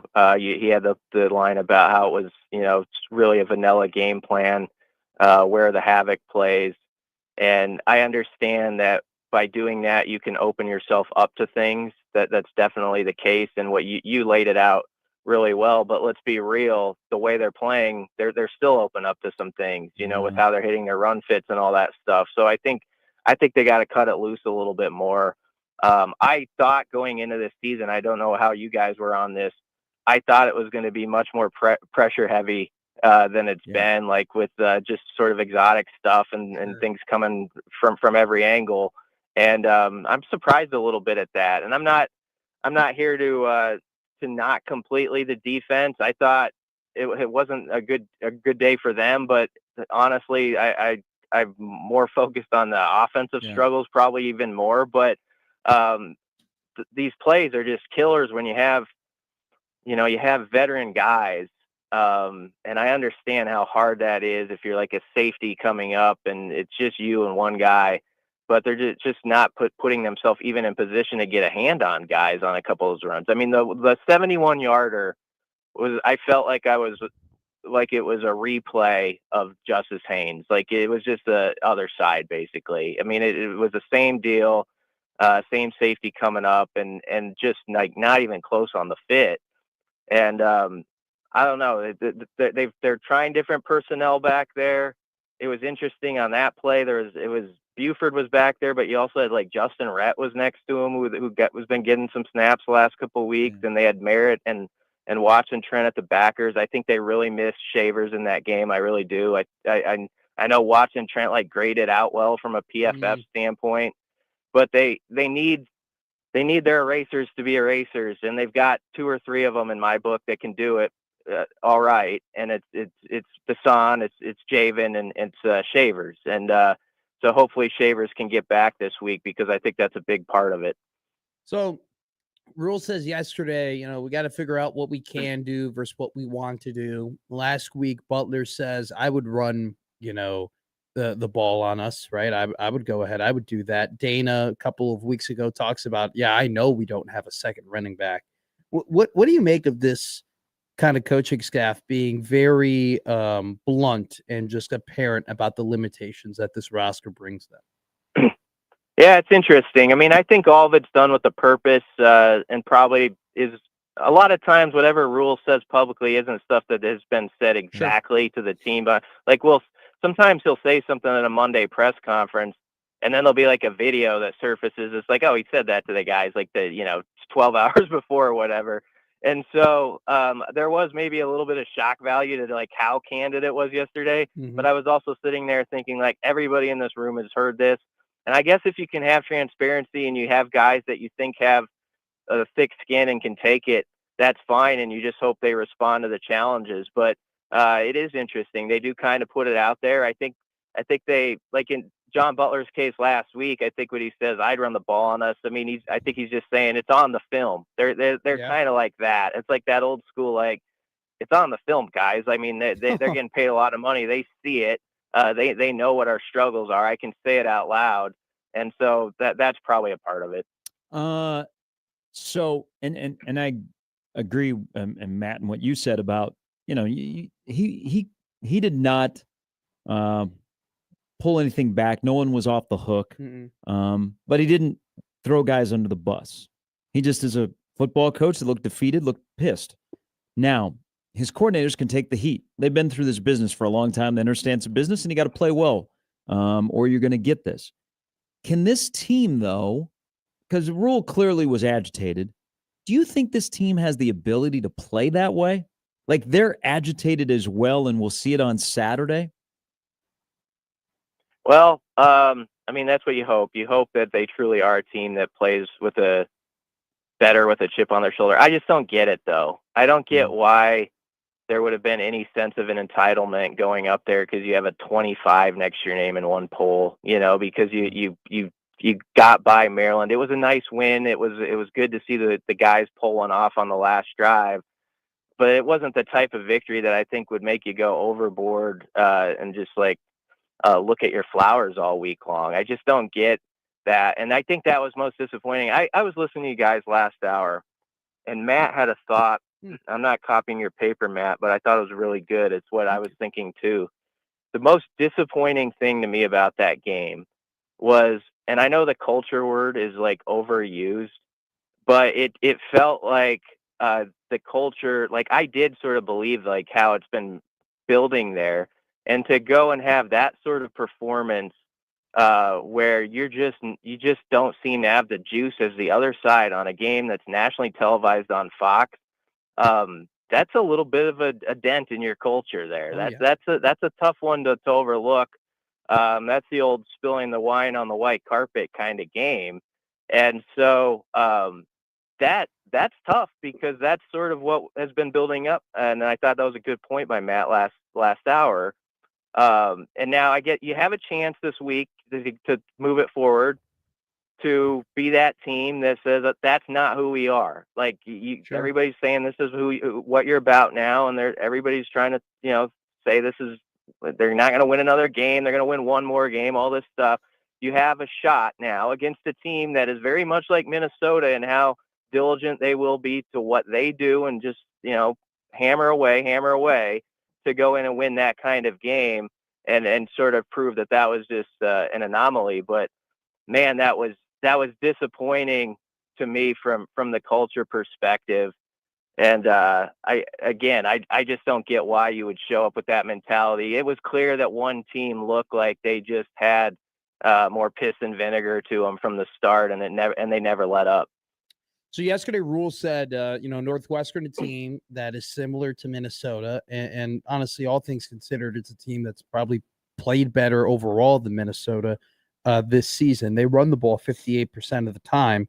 My question to you is, Brian, and this is a quick one, and then maybe a quick follow-up after, what is going to stop what is going to stop Northwestern from doing what Minnesota did to Nebraska? What is going to be the difference in terms of Northwestern not being able to bully Nebraska? And if there is a difference, why the hell wasn't that in Minneapolis? Yeah, I mean, part of it's coming. You got to have some guys that step up and make that play. That as bad as it sort of was, and the 14-play 98-yard drive was that. You think about the drive. It's right away you got them 3rd and 3 at the 9-yard line. So you've got these plays within the drive where you can change the whole narrative of not just that series, but the entire game. That was a game that could have went down. As bad as Nebraska was and as off as they were and couldn't block up front, it was begging to be a game that was up for grabs with 3 minutes left. It really was. If you get a stop on that series, and then you get it to the 4th and 3, and you actually have it dialed in defensively, and you kind of hold for no reason. I thought it was a good call to flag him. It was just sort of unnecessary, though. They had it all covered up, and then the penalty on DJ later, Donovan was a panic PI by him, and so the guys just have to play a little bit more disciplined. I think in those key moments, it's going to come down to there's going to be 3 or 4 3rd and 4 type plays. can you this week, get through on those and get off the field or get that turnover that just kind of changes it and lifts that sideline? As was mentioned yesterday, they haven't taken it away in a couple of weeks. They've got to change that. And I think that they need something like that, a spark early, honestly, Saturday to sort of to give that side of the ball a jolt. Hey, I know that one of their focuses this week is they're going to go back to some of the basics. And I mean, it's getting ready to play the 8th game of the year, but when you have a game like that, sometimes you got to just remind guys of the basics. We're all looking for, all right, personnel changes. And they got some injuries. Like if Spindler plays, that's pretty amazing because, I mean, he's going to have to put up with a lot of pain, but he doesn't want his career to end like this at Nebraska. Hartzog is still, I think we're starting to realize that, man, if he could just take some snaps away from some guys that could not be out there as much, it might help. But is there anybody else that's on the horizon that you think there's a door that opened Friday night that they might be able to step through and see the field a little bit more? And a guy that I would like to mention, because tackling is a discussion, is Caleb Benning. Anybody on either side of the ball that you think, okay, they've gotten a little bit. Friday night may have said, hey, we need to get him a little bit more. Yeah, Caleb's a good mention. I was thinking about him with the secondary, and I don't know enough about Justin Rhett's game to, like he's obviously done something that the staff likes, to be on the 2 deep, and he's gotten double-digit snaps last 2 weeks. So, I mean, he's trending well, I guess, behind the scenes. But Caleb's a guy I'm interested in. Quinn Clark is that type of guy. Played, yeah. Obviously, they have receivers that they like at the top that are veterans. But every time he's touched the ball, it looks smooth, doesn't it? I mean, that I know he caught that in stride, but little put his foot in the dirt and see it kind of play there. And you wonder if a guy like that could pop up and you could find something for him in the red zone. So he's someone that I think of, but you just need some of those younger guys who are playing to take steps too. I mean, Dawson Merritt, you hope gets a sort of a second win to this season in whatever, like if he's getting 15 snaps a game. Rex Guthrie's going to have to play really well. The teams are going to try to pick on him because he's younger, and they're going to pick on Donovan. Donovan, let's be real, they were going after him in that game, and they're going to keep doing that. And so those guys, I think, are probably going to keep getting snaps, but they're just going to have to play a little bit better than they did this last week. But you mentioned a good name on defense, and I guess Quinn Clark pops up to me on offense. Yeah, I was surprised to see Quinn that early on Friday night, but maybe that is a development. BC, as always, we appreciate it. We'll look forward to your reaction from the coordinator speaking today, and we'll see you on the weekend. All right, thanks a lot, guys. See you, Brian. Brian Christopherson. The tackling, diving at the feet. Oh my God, what a comment! So that's not taught. Just like Gatula coming out of a stance and being flat-footed. There's no way that's being taught. But is it being allowed? So you see that in practice, and it's allowed to happen, and you don't correct it by either your butts over here with me or stopping practice and say, this is not how we do it. Because when guys get squeezed, they kind of go back to things that they're more comfortable with. And if that's what they're comfortable with, they've been allowed to do that. Yeah. That was kind of out of the blue. Like we had talked about problems with tackling, but not guys just diving at people's feet. Here, you talked about hit stickers. And I was like, God, yes. I would love tone setters on this defense. But who was one guy that we mentioned that just throws his helmet into stuff and then misses all the time? And it's the guy who's throwing himself at the feet of people he's trying to tackle. You just got to tackle. Donovan Jones isn't necessarily a hit sticker, but at least when Donnie gets him, he puts him to the ground, and he's got to be better in coverage. That's obvious, but I mean, he's elite at tackling. Yeah. Well, does Nebraska's staff have hit stickers? I don't think so at all. Because the thing added to listening to Rhule talk yesterday, and I think what we're going to hear today, because you also hear from players, is once it very, very much appeared that this was going to be put the gloves on type of night, not responding on the sidelines or on the field was very unsettling because it's almost like, oh no, now we're in a fight and we don't know how to respond. Real quick. And that's not something you want to have happen. You were there. I wasn't there. Did they have juice on the sidelines in your opinion? Nebraska? Yeah. Not really. Okay. I mean, he said they thought but, they did. But I might spin it this way: is young team. They are young, not excuse, but they are young. I mean, we get that once in a while. Is the emotion of turning around that quickly to play a team that was ready to punch you? Yeah, that's a good point. That's why Saturday becomes very important of like the bounce back, and then in the manner that they bounce back, that it looks nothing even close to what they displayed on Friday night in Minnesota. Not even close. I think that's what it's going to look like. All right. We'll get some emails and some tweets, some chat rooms, some DMs, some texts, some smoke signals, all of that stuff when we come back on the opening day of the NBA. More NBA talk, our listeners are saying. Lots. They want it all 4 hours to break down the back end of the West Division. You and I have fun. The Western Conference. Can the Grizzlies be a surprise team this year? Could Michael Jordan and the Bulls have beaten Hakeem's Rockets in 94? Middle of November? Yeah. It ain't going to happen. You never know. I mean, isn't Zach Edey's out too? I didn't realize he had surgery. Desmond Bane, though, to the Magic, probably the most underrated move of the offseason. Oh, yeah, look out for the Magic. Last year they showed a little bit. Needed a win. Had nice young guys. They're good. They ain't no Cleveland Cavaliers, though. The NBA needs the New York Knickerbockers playing in June. Maybe. Probably. Get a rematch of the 99 finals. Hey, will it be another year? Call your shot, boys. 7 different teams have won the NBA title in the last 7 years. Will it be at 8-8? Yes. Okay. Well, Thunder, it sucks. All right. We're back with more Gary and Matt with Jimmy after this at 1620 The Zone.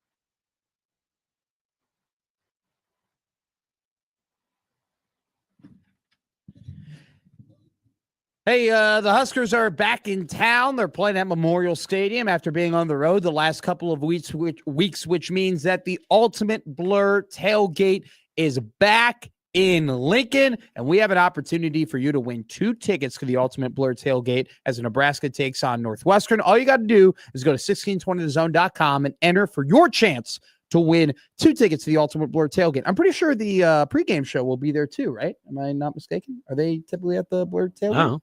I think it's been there for everyone. Okay, yeah. So you'll get to see John Bishop and Michael Severe. That new to you? That's what I know that they've been there for every single one. Yeah. I don't know if they're still there. Just read the copy. You can't miss. And Nick is there as well. Nick Grimm? Yeah. Ball knower. Nick Baugh. Yes. Nick Offerman. Nick Nolte. Haven't you listened to the pregame show? Nick Folk. I have, yeah. Yeah, it's at Blur. Nick's there as well. I was doing the conversation. You work with like, Nick. oh, hey, ain't the pregame show here there? is Jeff into the Equitable Bank inbox on an O-line question. I was doing we're the partners. Aren't they there? I knew they're there. Come meet Matt's coworkers Saturday at the Blur tailgate. Matt may meet his own coworkers I on Saturday. know my own coworkers. Hello, my name is Matt McMaster. Even though I've said maybe 30 words to John Bishop outside of hosting. Okay. Well, oh no, you are with Josh this weekend. I am. Okay. This is from Jeff. Says, hi guys. I was chatting with my brother yesterday and I asked him this question. Would you rather keep this thing as is and both Dylan and Donnie come back next year, or Rhule fires Donnie, which ultimately causes Dylan to transfer, but allows Rhule to bring in an established, proven offensive line coach? I take the new O-line coach. Thoughts? Good morning, Sam Jeff. Pittman. My thoughts are that I don't think Donovan Raiola has made this offensive line as good as it should be in his 4th year of coaching at Nebraska. That's my thought. You can take that from there. He's on your Twitter bio, isn't he? He is. I like. That's what I thought. I thought he did a great job in 2022. I thought he did a good job in 2023 and 2024. And in 2025, this was a year where we talked about the offensive line as if it was going to be a strength because of the talent / experience that they brought. And it's been the opposite. And that's been incredibly disappointing. And if you want to hold his feet to the fire because of it, I don't blame anybody. I think you have to ask the question of, about this current collection of offensive line. I mean, you have to have a lot of questions about the offense they're running and the offensive line they're teaching, if they are in sync. What do they do well? Okay. They got to the second level up the middle. What do they do well consistently? I couldn't tell you. Yeah. I seriously could not tell you. I think that there are times where Spindler looks like a mauler. Like he just looks like a stud. And then there are other times where it's, maybe it's later in the drive or whatever. You had high expectations for Henley Lutovsky, and because you did, I followed suit with you. I think we can both agree that we haven't seen him enough, and not for good reason. Like you haven't seen 59 run all over the place, and it's not because it's like, he's doing his job necessarily. I mean, is this going to be another year where the center is the most consistent offensive lineman? Probably. From Ben Scott to Justin Evans? I don't think it's Willett. I think it is at this point. And I think the tackles have been nothing short of a disaster. Let's just be real. I mean, you've had to shuffle through 4 of them at this point, and you haven't been able to for sure land on a combination that you love. That's terrible. So if and we don't know if you fire Donnie, Dylan is immediately gone. Who knows? I mean, Dylan and Rhule apparently they do have a really good relationship. One guy coaches, this happened, Milt Tenneper, Dan Young. One guy coaches interior, the other guy coaches tackles. I mean, Donnie doesn't have expertise in coaching tackles. What is Nebraska's problem? Tackles. What is their strength? The interior. Chris writes in from Mobile, Alabama. Nice. Been there. I missed the blue-gray game on Christmas Day. Yeah. It says, Gary, can you please help me understand what's going on? So you're going to see where this is going. I already read this email because I wanted to make sure I was not going to. Before any of this Penn State nonsense, there was no talk of firing Matt Rhule or anyone else. Help me understand why there's a feeling in Lincoln that Rhule is on the hot seat. I don't agree with that at all. One of the two things that will happen to satisfy Nebraska fans, it seems, lose Rhule or Dominic Raiola gets let go. Thanks for the email, Chris. I wouldn't call it the hot seat as much as I call it just wildly disappointing that you finally thought the program was different, and it turns out they're not. Yep. Yeah, no, Rhule is not on the hot seat. No. That is not. I mean, Rhule is not reaching out to Penn State. They would be reaching out to him. It's not. He's not pursuing a new job because of what's going on at Nebraska. But you get to 5-1. Every week is a referendum on the program, and you have an egg, a massive egg that is laid like that to a team that is perceived to not be as good as you in the year of our Lord 2025.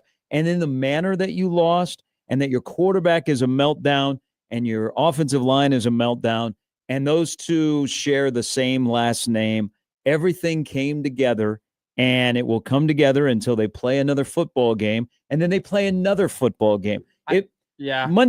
Friday night won't be erased with just one performance. It's going to take over the 5 games to say, okay, all right, Rhule, I get it. Had a hiccup. It happens. You're coaching kids that are 18 to 22. You got an entitled coach on your staff that thought it would be easy breezy, and you had to remind them that it's not. Okay, I see. But you have 5 games. 5-game vibe check. I think, though, that if they were to lose against Northwestern, it'd be really weird here.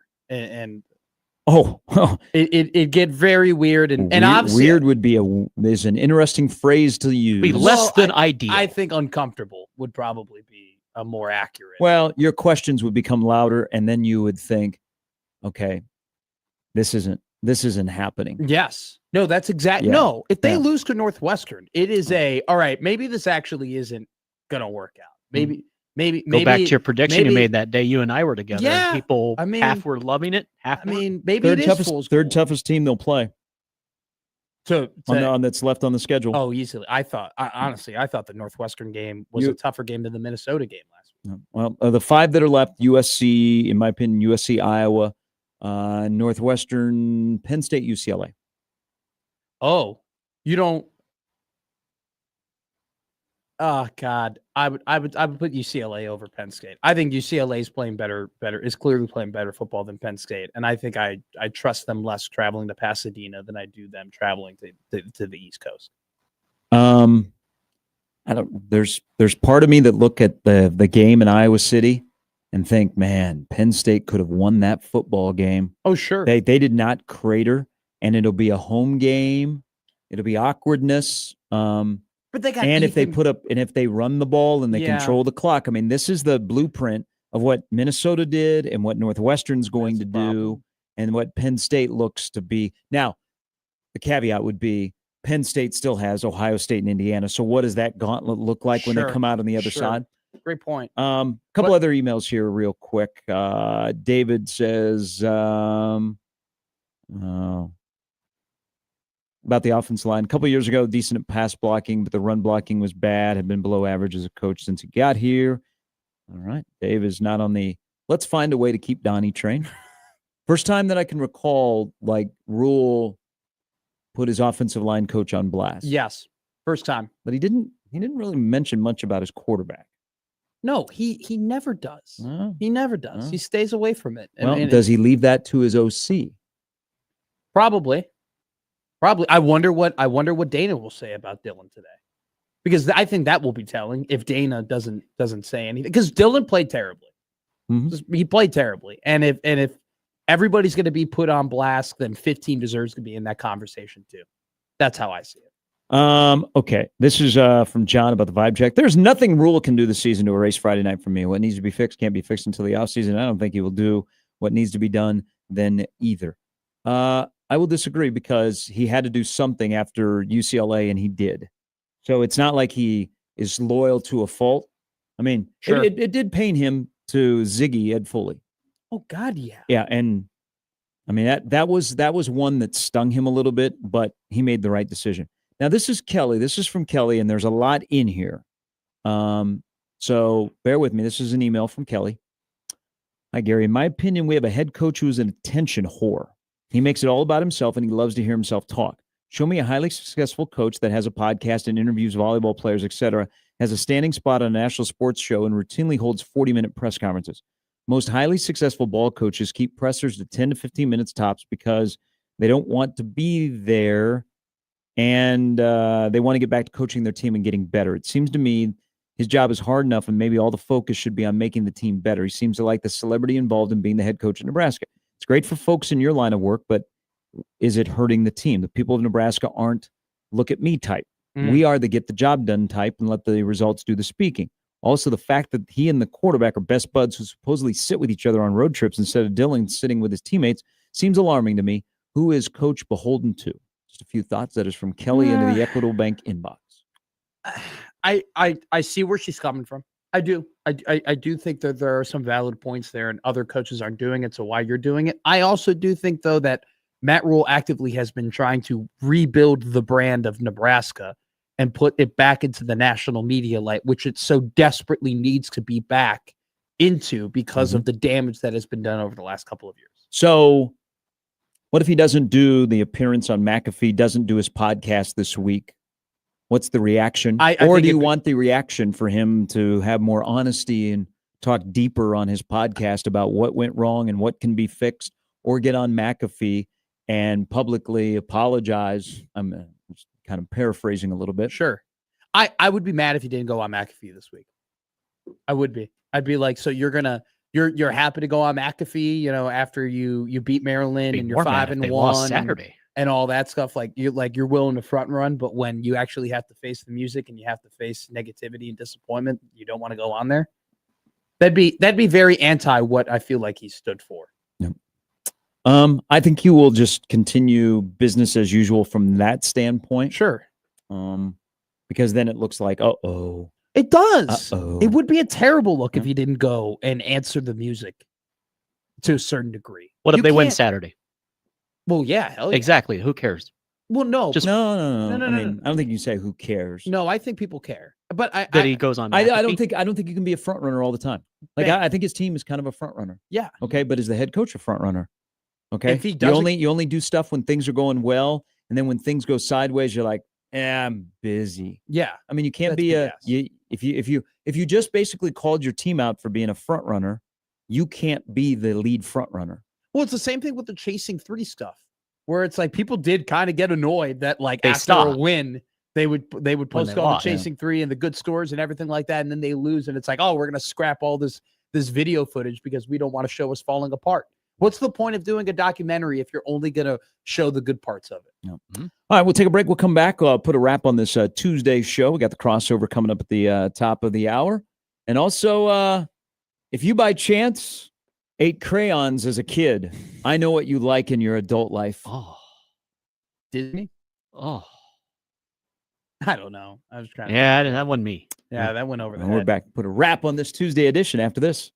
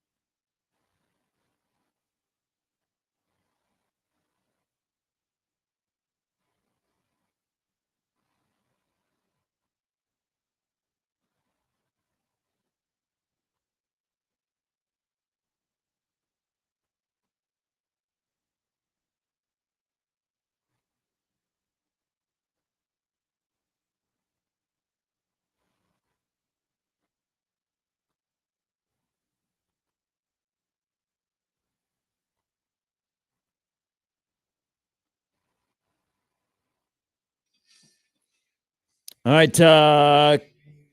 Coming up a week from Friday is Halloween. I realize we're going to have high school football playoffs on Halloween. How much of a gong show is that going to be? Major. Also, my hometown Kids like Halloween. My hometown got rid of Beggars Night. Yes, you told me about this before. So it's an Iowa tradition, and I think it's all over the state of Iowa. But when I was a kid, we don't go trick or treating on Halloween in Iowa or in Des Moines. We would go the night before, and it was called Beggars Night because that's where I got. You have to get a head start. You have to tell a joke to get a treat, or sing a song or something like that. Oh hell, you can Beggars do both. Night. Okay. So it was dubbed that, but they got rid of the tradition. Like it's not called Beggars Night now. Communities, you will trick or treat on Halloween like everybody else. Did you have that one house growing up going to Halloween like that? They always gave out the king size candy bars, or they always did like the above and beyond. They were well to do. Yeah. Not the old lady with the popcorn ball. We had a guy every year. He'd be Willy Wonka, and he'd do like a Willy Wonka like themed thing, and you'd walk into his house and you'd spun wheels and you'd try and win a golden ticket and get the MV. He would give these massive bags of candy that would be bigger than the bags that you've been carrying around all night. Like it was massive. I forgot their last name, but I think it was the Patels. So if you've been to any store since like the 1st of August, there's Halloween decorations and candy. I figured this out as I was at the grocery store yesterday. November 1st. If you ate crayons as a kid, okay. I mean, if you know, like people in their adulthood, they give off a vibe. You could say, I bet as a kid, you sniffed whiteout and you ate crayons, and it's okay because we're all learning. We're all learning life back then. We all have our vices. But I think if you ate crayons as a kid, you love candy corn. I'm convinced of that. Why? Do the 1-to-1 connection for me. He's not far off. Have you ever eaten a crayon? No. Okay, would you like to eat a crayon? Fresh crayon, a fresh box. For content? Sure. Let's do this tomorrow. So we're going to eat a crayon, and then we're going to eat candy corn, and you tell me how much of a difference there is. All right. I'm down. We'll do it. I think there will be a major difference. I think number one, the candy corn will taste so much better. Are you really going to do this? For content, yeah. Okay. If we post on social media. Okay. I'll come to work tomorrow. If this is what Gary's claiming, that eating a crayon or crayon is comparative to eating candy corn, then I will do it. Buy a fresh box. Have you ever eaten candy corn? Yeah, I have. I love candy corn. I'm one of the very few people who thinks candy corn is awesome, and I get crapped on. Then you probably ate I don't know what, the red crayon when you were young in school. My brother, Cyan. My brother tried when he was dating in high school, tried making a girl a crayon for like their anniversary. He made her a crayon? Yeah, like a custom crayon, and was like, hey, and then he named it. He named the color after her, and then she broke up with him. What did we learn? Yeah, I talked crap about him. Well, I mean, yeah. All right, so I have some rules here. You're going to eat a whole crayon or just half. Like I'll break it in half because I always had when I was, like you get the box of 64, and you'd always my hands were so powerful when I was like 5, I would break the crayon in half when I was trying to color. So you want the whole crayon or half? What do you think is more? And also, please look up on WebMD if this is healthy. Because I want to make sure that. I was about to say I put way worse crap in my body. Okay, so you're good. So you're gonna eat a crayon, and then we're gonna eat candy corn. It has to be a fresh crayon, though. It has to be like open, because once hands are all over it, it loses its luster. It's like Play-Doh. I got to take a Target run anyway today, so I'll go and get candy corn and crayons, and then All right. I mean, the stuff I'm gonna put in my body before Adam Sandler tonight is gonna be worse than a crayon. Damn, what the hell are you What are you putting gonna in eat? your body? What are you gonna eat? Nachos and Miller Lite. That sounds wonderful. That's worse than a crayon. I mean, it's not. You eat your crayon. I'll have that in the morning. High in carbs and fat. Well, Miller Lite is actually 3.2 carbs, 96 calories. Great taste, less filling. Yeah, it is less filling. The official beer of your Dallas Cowboys and your Chicago Bears. All right. Well, I'm convinced that if you ate crayons as a kid, you love candy corn, and I don't care if it's the pumpkin or the other piece of candy corn. We've done one poor thing in America. We've push that on people to convince them that candy corn is good. Not me. Candy corn is good once in a while when you're threatened by your father that that's good candy and you're going to eat it. You know what? Then when you get away from home, you're like, I'd never touch that again. That may or may not have happened in the Sharp household. Were you going to hurt someone's feelings by not eating it? I don't know. Walt loved candy corn. Like candy corn. If they would have back in the day sold candy corn year round, Walt Sharp would have had candy corn in the house. Is candy corn more of Halloween or Christmas? Candy corn's big in Christmas too, though, right? No, it's Halloween. Gross. You're thinking of candy canes. Okay, but if I got the pumpkin candy corn, do you like the pumpkin candy corns? Like any candy corn. Yeah, don't they? They all go together. Yeah. Okay. Okay, like I don't think you can get just separate pumpkin candy corn, right? No, They all the are in ones the that same bag? the ones that the orange ones that are shaped like a pumpkin, like those are different than the triangle ones. Yeah, but they're all together, right? Yeah. Now I the only thought way they were that in separate bags. No, the only way that candy corn is consumed well is when you throw peanuts in it and you make it into the mix. That's the only way I'll eat candy corn Throw nowadays. some peanut M&Ms in there with it too. Yeah, I'll only do it with the I'll mix. talk. I don't go straight. My wife makes But I them. also did not eat crayons as a kid. So we're about to find out tomorrow. Now you're a little bit nervous. No, I'm not. Yeah. Are you going to do So it? have with you me? ever had candy corn? I have. I love it. Yeah, he loves it. He's one of the But few. they all come in the same bag. No, they come in separate bags. You can buy, And it has to be the you legit can- stuff. no, It can't be you the can store buy- brand. you It can has buy to a be. separate Yeah, bag you're of right, the you're right, pumpkin. you're right. You can buy a separate bag of the pumpkin corn and a separate bag of the triangle candy corn. Those are two separate bags. I don't think I've ever bought the separate bag though. Give me a I damn bought the peanut bag butter that comes cup. together. But you're all right. You can't. I've seen the only pumpkin. The only pumpkin ones. Yeah. I like the pumpkin ones better than I do the regular candy corn ones, but I'll buy the official brand for us tomorrow. Now, have you had the chocolate candy corn ones? You're talking to the wrong person, Yeah, I Jimmy. just buy the chocolate. Chocolate candy. No, corn I don't are like great any too. candy corn except the mix that my wife makes is okay, but it's still not my cup of tea. I will absolutely do this tomorrow, just to see how crazy Skip Boy. this is. I will be like here. this. I can't wait. Skip Can't wait to come to Boy. work. Skip Boy. Skit Boy is a Skit crazy Boy. nickname. Content Boy is probably more accurate. Skit Boy. That's what I can just say. This is in Nick Grimm's voice. Skit Boy. That's a bad Nick Grimm. Skit Boy. A good Nick Grimm would be like you bringing up a hypothetical that you think is funny. That would be a good Nick No, Grimm. nothing about Nick's content creation. Well, peanut butter hands. I don't know what that is. That was like the promo that ran for like 6 months. Oh, well, I only listened to the stream. Final one here. Final email about Rhule. This is from Joey. Good luck to his Sixers tonight. I think Embiid plays more than 58 games. That's my prediction. Wow. I'll join you on that. Why not? No shot. Why not? No shot. Just, feel bad for Joel. Did you see that? There's Never already, thought I'd say that. I don't know who the player is. Oh, Mitchell Robinson isn't playing due to load management to begin the season. Did you see that? First game of the season, he's already managing his load.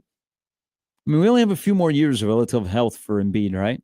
We've Just never give me the 59 games. We've never had any years of relative health for Joel Embiid. He's never been healthy. I'm hopeful of this year compared to like the last 18 months that he'll be healthy to play. The only chance that he ever had at winning a title was when your boy was on his team closing out games because he can't Jimmy close. Butler? Yes, because Joel Hey, my Embiid, boy now, he's in Golden State. Joel Embiid can't close a door, let alone a basketball game. All right, so the MVP Embiid has gone by. Yeah. I don't care if Rhule does a podcast, goes on McAfee, any of that. All college coaches nowadays do quirky stuff that I don't like, but I get the why. It's called exposure for the program. Whatever sells us to prospects, I'm fine with.